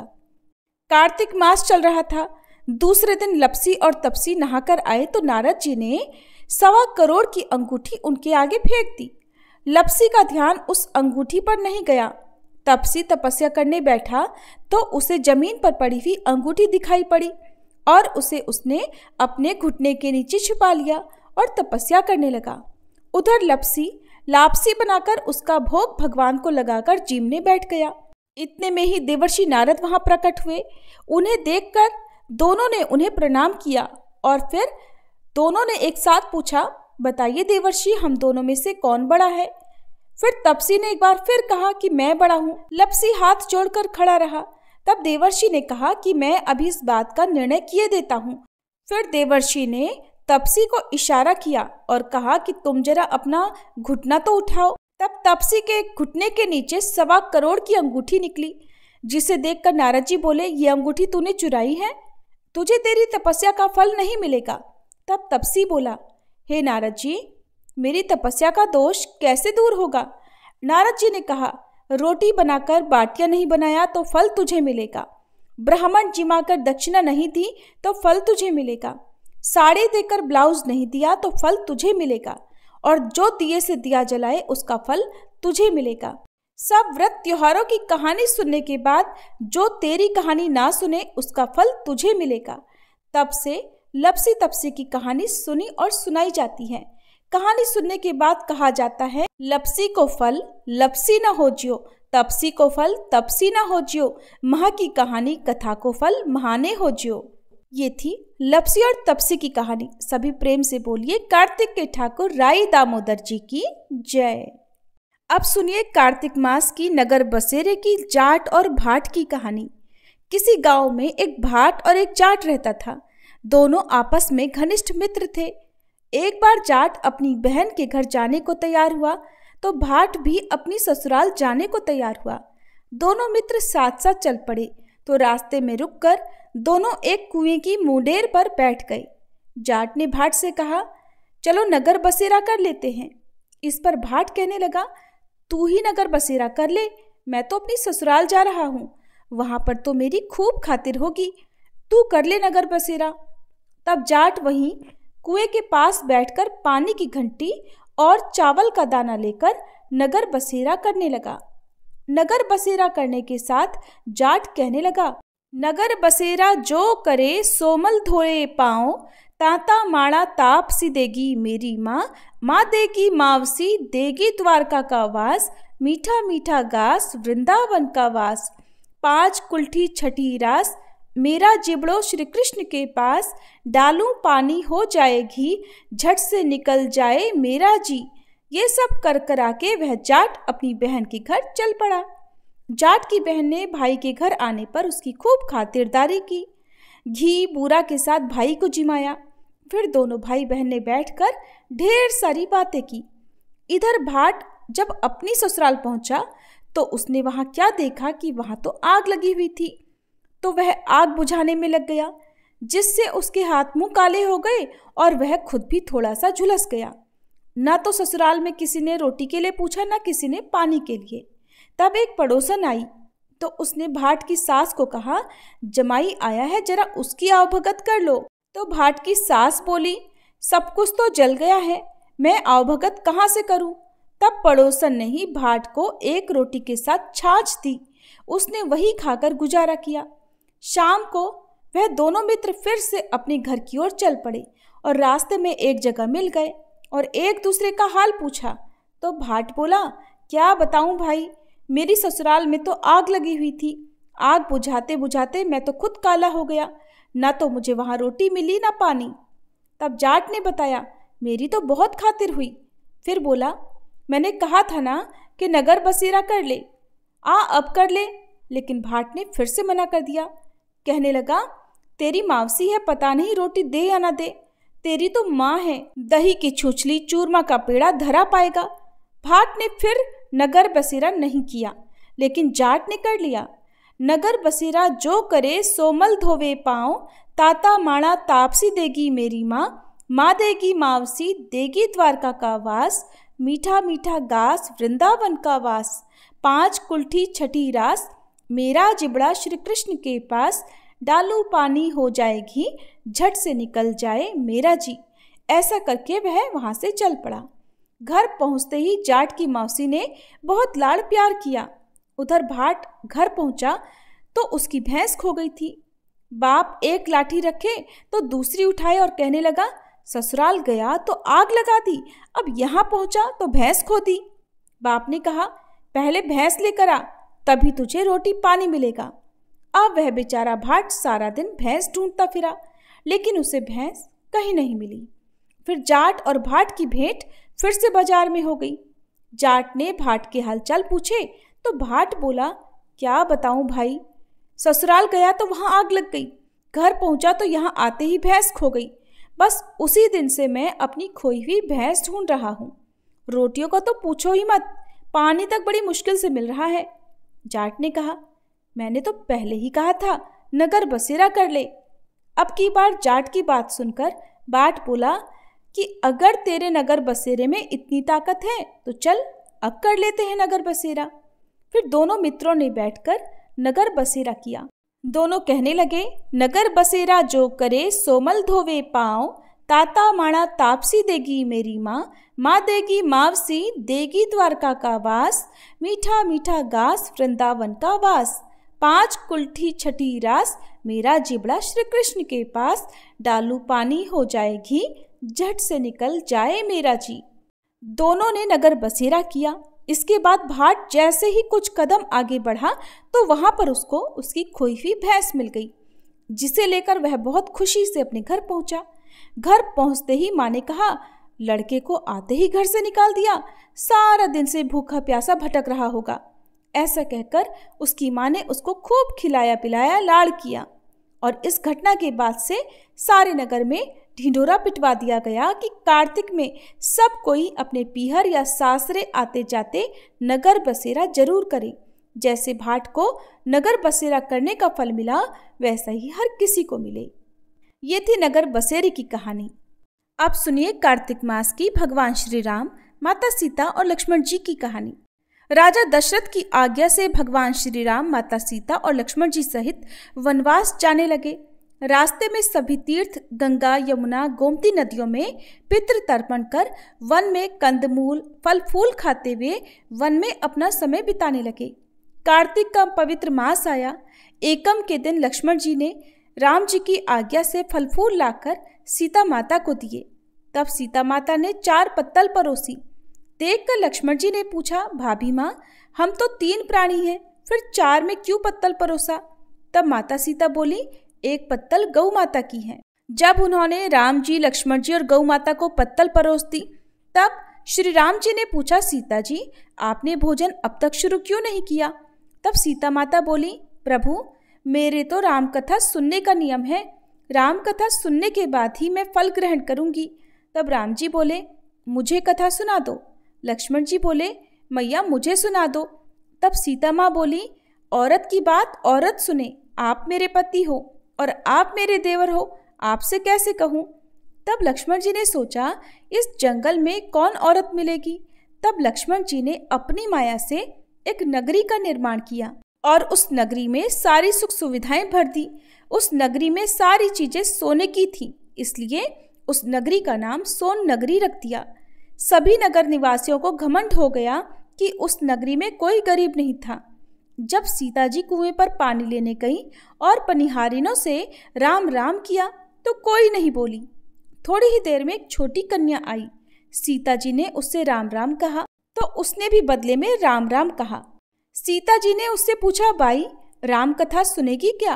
तब वह बोली, मेरे तो घर पर काम है। सीता जी ने कहा, मेरे पति राम और देवर लक्ष्मण भूखे हैं।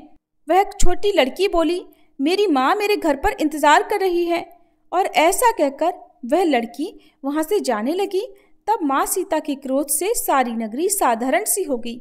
और जब वह लड़की अपने घर पहुंची तो माँ बोली, भाई, ये क्या हुआ? तब लड़की बोली, मुझे तो कुछ नहीं पता, लेकिन माँ, वहां पर एक साध्वी बैठी थी जो मुझे राम कथा सुनने के लिए कह रही थी, लेकिन मैंने कथा नहीं सुनी। अगर उसने कुछ किया हो तो पता नहीं। ये बात जानकर उसकी माँ ने उससे कहा कि जाकर उसकी कथा सुन लो, लेकिन लड़की ने कथा सुनने से मना कर दिया। तब उसकी बहू बोली, माँ जी, अगर आपकी आज्ञा हो तो मैं कहानी सुनकर आती हूँ। जब बहू कुएं पर गई तो वह बार बार मटके में पानी भरती और खाली करती जाती। ये देखकर सीता जी ने उससे कहा, आपको घर पर कुछ काम नहीं है क्या? तब वह बोली, माता जी, मैं तो सारा काम करके आई हूँ। सीता मैया बोली, तूने मुझे माँ कहकर पुकारा है, अगर तेरे पास समय हो तो मेरी राम कहानी सुन लोगी क्या? तब वह बोली, माता जी, कहानी सुनाओ, मैं प्रेम से कहानी सुनूंगी। चंदन चौकी मोतिया हार, राम कथा म्हारे हिवड़े रे आधार। राम कथा सुनाऊं, राम ने मनाऊं, राम कहे तो परदेश में जाऊं। सीता जी ने कहा, हे भाई, तूने मेरी मृत्युलोक में मदद करी, भगवान तेरी स्वर्गलोक में रक्षा करेंगे। तब सीता जी ने राम कथा सुनाई और बाई ने कथा सुनी। आओ राम, बैठो राम, जल भर झारी लाई राम, केलारी दातुन लाई राम, ठंडा जल भर लाई राम, संपाड़ो पधरावो राम। झगलिया टोपी लाई राम, कड़ा किलंगी लाई राम, स्वर्ण सिंहासन लाई राम, तापर आप विराजो राम। झालर टिकारा लाई राम, शंख ध्वनि गरणाऊं राम, हिवड़े हीरे सोवे राम, निरक्ता मन मोहे राम। चरण शरण में आई राम, शरण आपरी ले लियो राम। माखन मिश्री लाई राम, माखन मिश्री आरोगो राम। दूध भर कटोरी लाई राम, मेवा चिरौंजी परोसू राम। खाती मीठी चाखा राम, चरखो फरखो आरोगो राम। रुच रुच भोग लगाओ राम, जो भावे सो ले लियो राम। जल भर झारी ल्याई राम, अबे आचमन कर लियो राम। रे श्याम गमछो ल्याई राम, हाथ मुँह पोछ लियो राम। पुष्पोसु सेज बिछाऊं राम, अंतरिया छिड़काऊं राम। हिंगलू डोलिया दुलाऊ राम, सीता जी चरण दबावे राम। सुख भर सेज पोढ़ो राम, हाजर पंखा ढोलू राम। थामे राम महामे राम, रोम रोम में राम ही राम। घट घट माए बिराजो राम, मुख में तुलसी बोलो राम। खाली मिजाज काई काम, जब बोलो जब राम ही राम। बोलो पंछी राम राम, पूर्ण होवे मंगल काम। इस प्रकार राम कथा पूर्ण हुई तो सीता माता ने कहा, हे भाई, तूने मेरी राम कथा सुनी, मेरी सहायता की, राम लक्ष्मण जी को जिमाया है, भगवान तेरी भी रक्षा करेंगे, तुझे स्वर्ग का सुख मिलेगा। सीता माता ने उपहार स्वरूप अपने गले का हार उसे दे दिया। जब वह हार लेकर घर गई तो उसका मटका सब कुछ सोने का हो गया।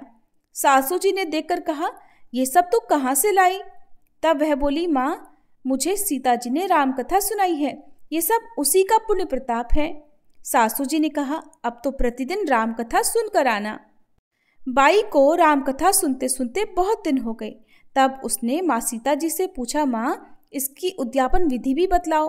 तब सीता जी ने कहा, 7 लड्डू लाना, 1 नारियल लाना, उसके 7 हिस्से करना, 1 हिस्सा मंदिर में चढ़ाना जिससे मंदिर बनवाने जितना फल मिलेगा, 1 भाग सरोवर के किनारे गाड़ देना जिससे सरोवर खुदवाने जितना फल मिलेगा, 1 भाग भगवत गीता पर चढ़ाना जिससे भगवत गीता पाठ करवाने जितना फल होगा, 1 भाग तुलसी माता पर चढ़ाना जिससे तुलसी विवाह जितना फल होगा, 1 भाग कुंवारी कन्या को देना जिससे कन्या विवाह जितना फल होगा, 1 भाग सूरज भगवान को चढ़ाना जिससे 33 कोटि देवी देवता को भोग लगाने जितना फल होगा। अब तो बहू ने विधि पूर्वक उद्यापन भी कर दिया। फिर वह सीता माता के पास आई और बोली, माता, मैंने तो विधि पूर्वक उद्यापन कर दिया। सीता माता बोली, अब 7 दिन बाद वैकुंठ से विमान आएगा। 7 दिन पूरे हुए विमान आ गया तो बहू ने कहा, सासू जी, स्वर्ग से विमान आया है। तब सासू जी ने कहा, बहू, तेरे ससुर जी को और मुझे भी साथ ले चल, तेरे माता पिता को ले चल, सारे कुटुंब परिवार को ले चल, अड़ोसी पड़ोसी को भी ले चल। बहू ने सबको विमान पर बिठा लिया, पर विमान खाली था। थोड़ी ही देर में उसकी ननद आई और देखते ही देखते विमान भर गया। तब बहू ने कहा, माँ सीता, नंद बाईसा को भी बिठा लो। पर माँ सीता ने कहा, इसने कभी कोई धर्म पुण्य नहीं किया। तब बहू ने कहा, बाईसा, आप पहले कार्तिक मास में राम लक्ष्मण की कथा सुनना, उसके बाद आपके लिए भी वैकुंठ से विमान आएगा। गांव के सारे लोग इकट्ठा हो गए और पूछने लगे, बाई, तूने ऐसा कौन सा पुण्य धर्म किया या भगवत गीता के पाठ किए, हमें भी बताओ। तब बाई ने कहा, मैंने तो माता सीता से प्रतिदिन राम कथा सुनी और नियम से उद्यापन किया। तब समस्त ग्रामीण भी राम कथा सुनने की जिद करने लगे। तब बाई राम कथा कहने लगी और सभी नर नारी सुनने लगे। राम कथा समाप्त होते ही समस्त नगरी सोने की हो गई। बाई ने कहा, जो कोई राम कथा सुनेगा उसको मेरे ही समान फल मिलेगा। तब सभी राम लक्ष्मण जी की और सीता जी की जय जयकार करने लगे और विमान देखते ही देखते स्वर्गलोक को चला गया। 7 स्वर्ग के दरवाजे खुल गए। पहले द्वार पर नाग देवता, समस्त देवी देवता पुष्प वर्षा करने लगे। देवताओं ने पूछा कि तूने क्या पुण्य किया? तब उसने कहा, मैंने तो राम लक्ष्मण और जानकी जी की कहानी सुनी। तब समस्त देवताओं ने कहा, तो वर मांगो। तब उसने कहा, मेरे तो सब सिद्धियां हैं, मुझे तो ये वर दे दो कि जो भी श्रद्धा और भक्ति से राम कथा, राम लक्ष्मण और जानकी जी की कहानी सुनेगा उसको मेरे ही समान फल मिले। तब सभी देवताओं ने पुष्प वर्षा करते हुए तथास्तु कहा और चारों ओर राम राम की जय जयकार होने लगी। सभी प्रेम से बोलिए, श्री राम जानकी जी की जय, भाई लक्ष्मण जी की जय। अब सुनिए पथवारी माता की कहानी। एक बार पथवारी माता पाल और विनायक जी में विवाद हो गया। सभी आपस में स्वयं को एक दूसरे से बड़ा बताने लगे। इतने में ही ब्राह्मण का एक लड़का वहां आया। पाल, पथवारी और विनायक जी ने उसे रोका और कहा, लड़के रुक जा और हमारा न्याय तो कर। लड़का बोला, मैं कल वापस आऊंगा तब न्याय करूंगा। घर आकर लड़के ने माँ से कहा, माँ, मुझे कल पाल, पथवारी माता और विनायक जी का न्याय करना है। तो माँ ने कहा, बेटा सबको बड़ा बता देना। दूसरे दिन लड़का वहां गया और बोला, पाल माता आप बड़ी हो, क्योंकि हर व्यक्ति आता है और स्नान ध्यान करके शुद्ध होकर जाता है और आप सबकी रक्षा करती हैं। हे पथवारी माता, आप सबसे बड़ी हो, क्योंकि जितने भी तीर्थ धर्म ध्यान कर ले पर आपकी पूजा किए बिना उनका कार्य पूर्ण नहीं होता। आप जीवित को भी तारती हैं और मरने के बाद भी उद्धार करती हैं। पथवारी माता पथ की धराणी, इसलिए आप बड़ी हो।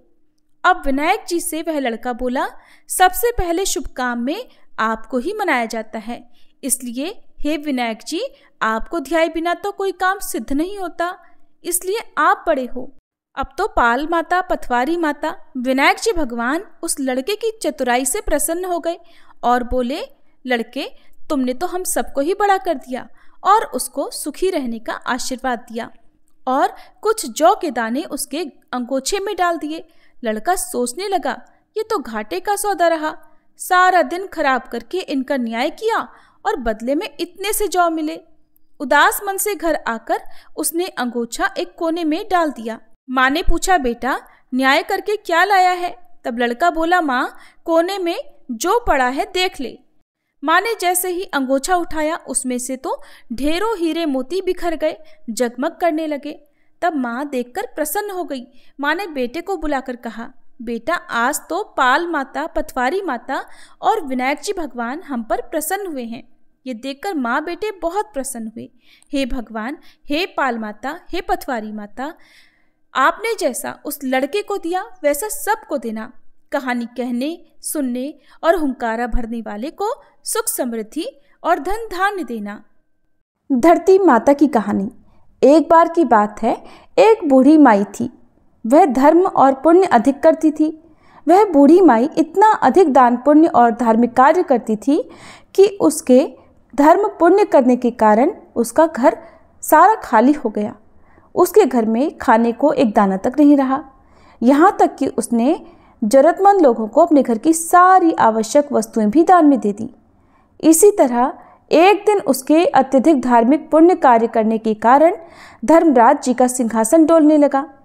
तब धर्मराज जी कहने लगे, ऐसा कौन दानी हो गया जिसने धर्म पुण्य करके मेरे सिंहासन तक को हिला दिया?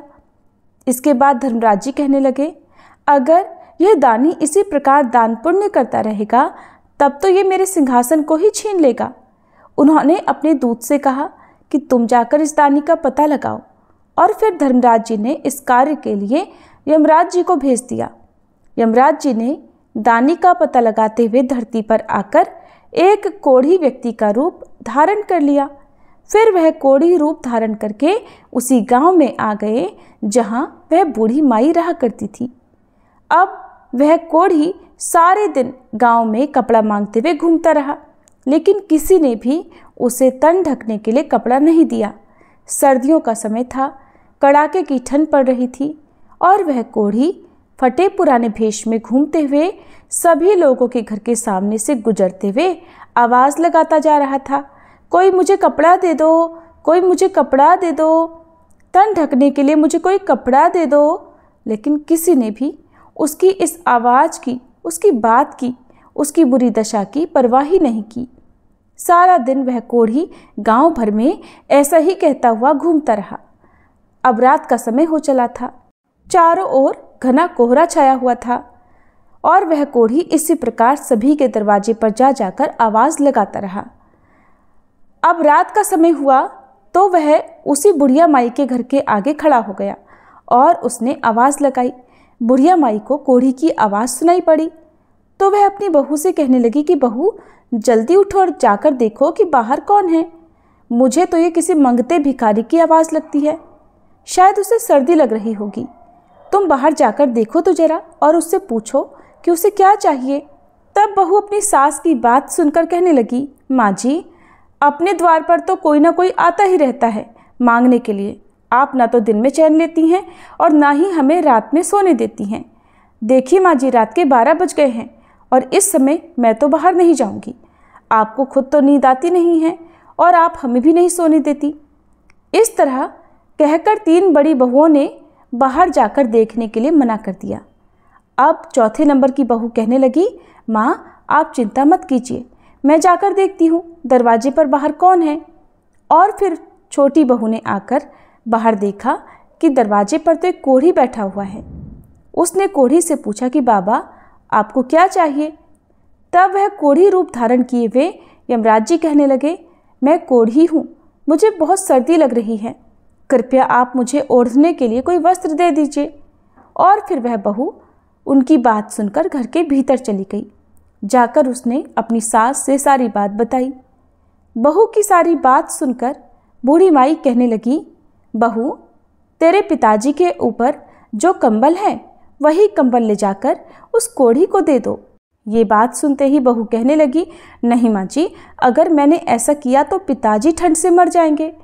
बूढ़ी माई ने फिर से बहू से कहा, अच्छा ठीक है, फिर मेरे ऊपर जो गुदड़ी है ये तुम अपने पिताजी पर डाल दो और उनका कंबल उतार कर उस जरूरतमंद भिखारी को दे दो। हम तो फिर भी घर के भीतर हैं, दरवाज़ा बंद करके बैठे हैं, लेकिन उस बेचारे के पास तो कुछ भी नहीं है। इस एक कंबल को ओढ़ने से उसका सर्दी से थोड़ा तो बचाव होगा। इसके बाद बहू अपनी सास की बात को मानते हुए कंबल लेकर गई और बाहर द्वार पर बैठे उस भिखारी कोढ़ी को दे दिया। वह भिखारी उस कंबल को लेकर उस द्वार से उठकर वहां से चल पड़ा।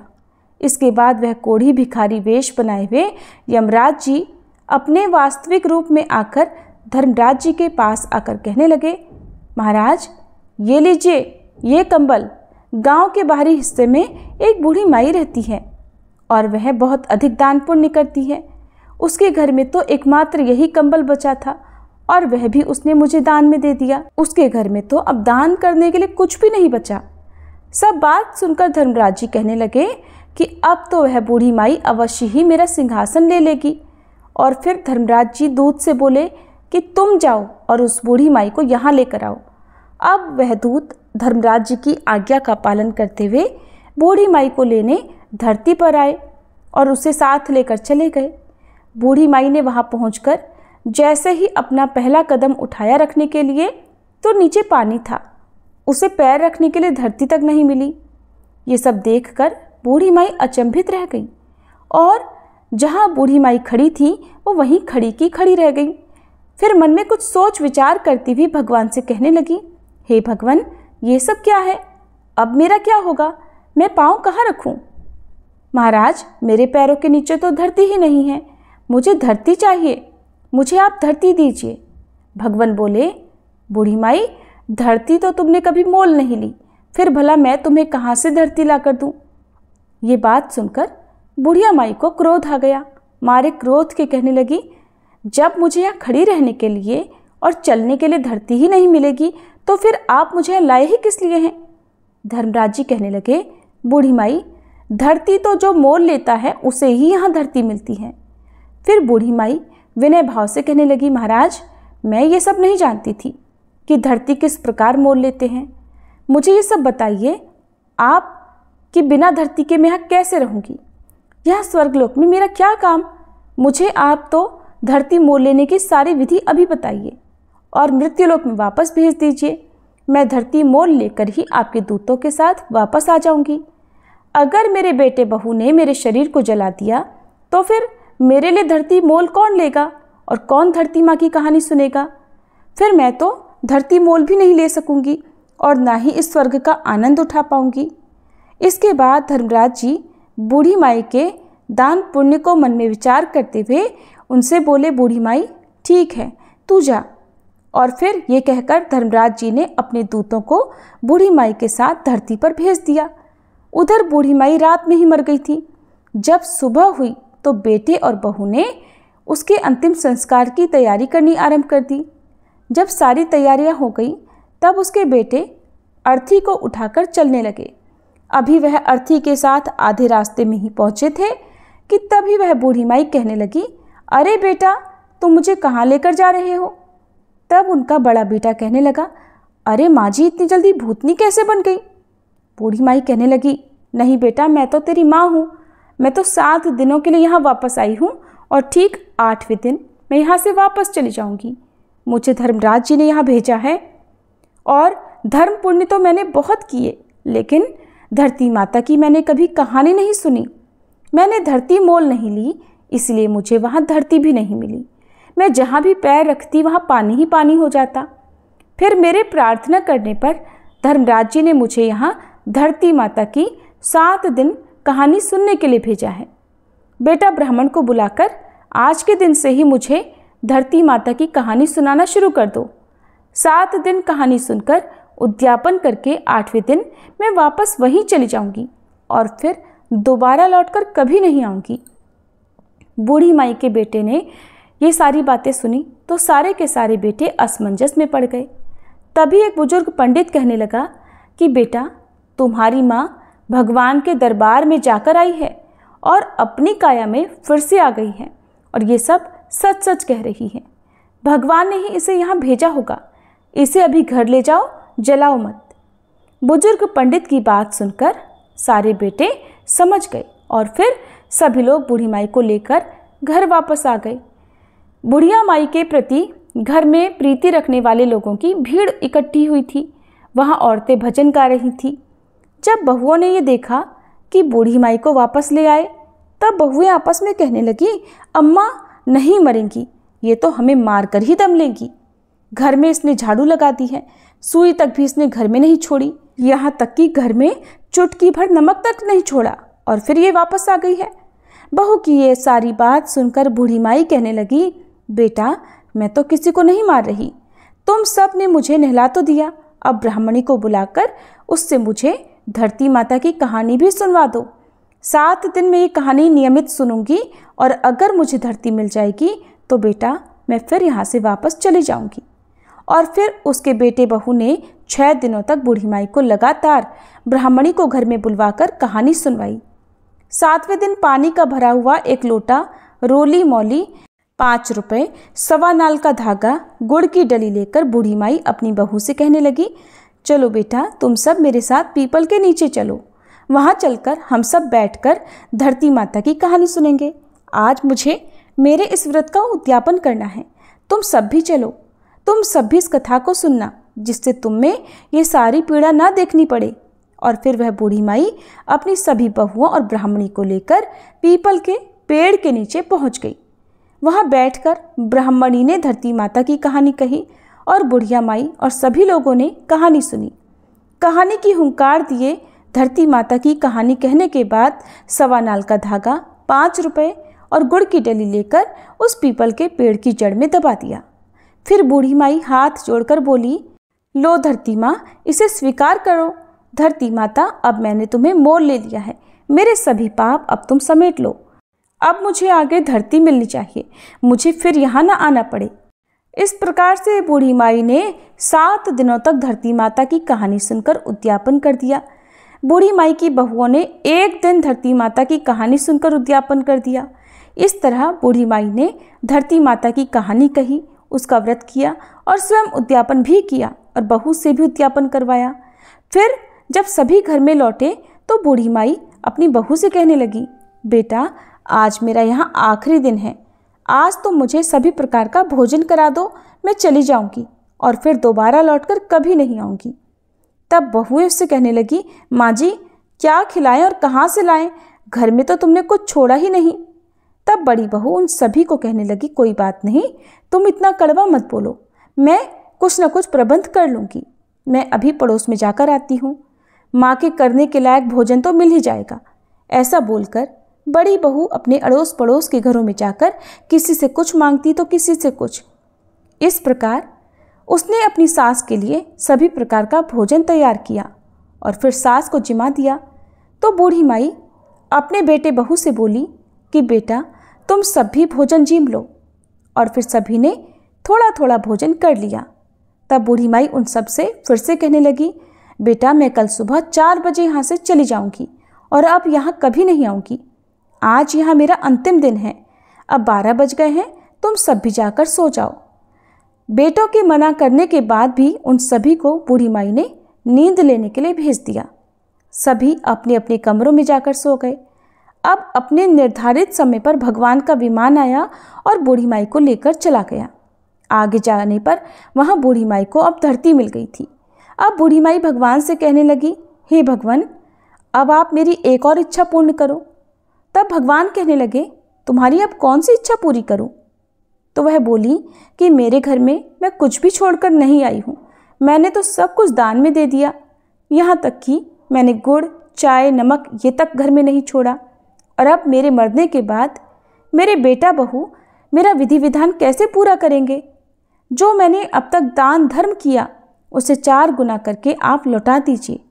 तब भगवान बोले, ठीक है, मैंने दिया, तेरा किया हुआ दान धर्म तेरे बेटे बहू को 4 गुना करके मैंने उन्हें सब कुछ लौटा दिया। बूढ़ी माई अब तेरे घर में हर चीज़ की मौज होगी। उधर बूढ़ी माई के घर में जब सुबह हुई तो छोटी बहू उठाकर सभी को कहने लगी, उठ जाओ, चाय पी लो। माँ जी को तो आपने रात में खूब भोजन कराया है, वो तो इतनी जल्दी उठेंगी नहीं। ऐसा कहकर वह जेठानी के पास जाकर बोली कि जाकर संभालो अपनी सास को, तुम उनकी लाडली बहू हो ना, वो तो अकड़ के सोई हैं और अब उठती ही नहीं। तब बड़ी बहू उससे कहने लगी कि अकड़ के तो क्या सोई होंगी, उनके बताए अनुसार 7 दिन बीत चुके हैं, आज तो 8वां दिन है, सासू तो गई होंगी। और फिर छोटी बहू कहने लगी कि जाकर संभालो अपनी सास को। बड़ी बहू ने जल्दी जल्दी आकर सास को देखा और फिर वह दौड़ती हुई अपने पति के पास जाकर बोली, आप क्या चाय पी रहे हैं? माँ तो गई, माँ को संभाल लो, उन्हें आंगन में लाकर सुला दो। जब बूढ़ी माई को लाकर आंगन में सुला दिया गया तब सबसे छोटी बहू कहने लगी, मैंने सदा आप सबकी सुनी है, मैंने आपकी हर बात मानी है, आज आप सब मेरी बात सुनो। तब सभी कहने लगे, बताओ। तो वह कहने लगी कि इस लोटे में भरे हुए पानी से सासू माँ को छींटे लगा दो, नहलाई धुलाई तो पहले से ही हैं, अगर आप लोग रोए तो ये फिर वापस आ जाएंगी, इन्हें पानी का छींटा देकर उठाकर ले जाओ। तुम 4 भाई बहुत हो, 5वें की कोई ज़रूरत नहीं है, और उठाकर ले जाओ यहाँ से फटाफट और इनका अंतिम संस्कार करके आ जाओ, जिससे इनकी गति हो जाए। तब सारे भाई आपस में बात करने लगे कि पहले भी हम लोगों को इकट्ठा करके शर्मिंदा हो चुके हैं, अब बिना देर किए इनका कहना मान लेते हैं। ऐसा विचार करके सभी भाइयों ने बूढ़ी माई को उठाया और चल दिए उनका अंतिम संस्कार करने शमशान की ओर। तभी रास्ते में पीपल के नीचे बैठी कुछ औरतें जो कहानी सुन रही थी कि बूढ़ी माई के बेटों को इस तरह जाते देखकर वो समझ गई और एक दूसरे से बोली, वैशाख का पावन महीना है, बूढ़ी माई तो मर गई और बहुओं ने भजन तक नहीं गवाए, चलो हम ही वहाँ चलकर भजन गाते हैं, 2-4 राम के नाम लिए जाएंगे। तो ये विचार कर वह सभी बूढ़ी माई के घर जाकर भजन गाने लगी। उधर बेटों ने बूढ़ी माई का अंतिम संस्कार कर दिया और अब वह घर की ओर आने लगे। उन्हें आता हुआ देखकर भजन गाने वाली औरतें बूढ़ी माई की बहुओं से कहने लगी, बहुओं जाओ और दरी लेकर आओ और यहाँ दरी बिछा दो। तब बहू कहने लगी, मरे ना मराए बूढ़ी माई, उसे दाग देकर जब हमारे घर वाले आएंगे तभी हम दरी बिछाएंगी। तब वह भजन गाने वाली औरतें कहने लगी, लो आ गए सभी लोग, अब तो दरी बिछा दो। फिर दरी बिछाई गई। भजन गाने वाली औरतों ने खूब भजन गाए और भजन गाने के बाद वे अपने अपने घर को चली गईं। अब दरी पर बैठे हुए बूढ़ी माई के बेटे एक दूसरे का मुंह ताकने लगे और कहने लगे कि अब क्या करें और क्या नहीं करें, कहाँ से चाय पानी का प्रबंध करें। माँ तो गई और घर में कुछ भी नहीं छोड़ा।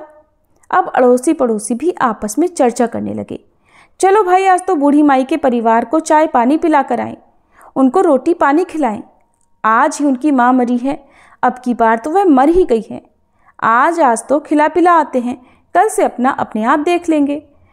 तब उनमें से एक आदमी बोला, ठीक है, आज मैं जाता हूँ उसके घर और उन्हें चाय भी देकर आता हूँ और उनका हालचाल भी पूछ कर आऊँगा। और फिर उस पड़ोसी ने अपनी पत्नी से चाय बनवाई। फिर चाय लेकर वह बूढ़ी माई के घर की ओर चल पड़ा।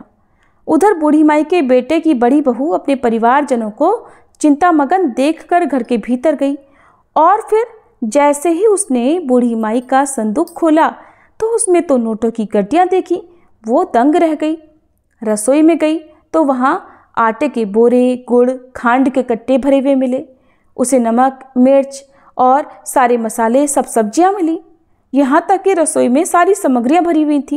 ये देखकर वो तो बहुत खुश हुई, सोचने लगी कि माँ अपने बेटे पोतों के लिए बड़ा दान धर्म करती थी, अपने घर में तो वह धन माँ वापस देकर गई हैं।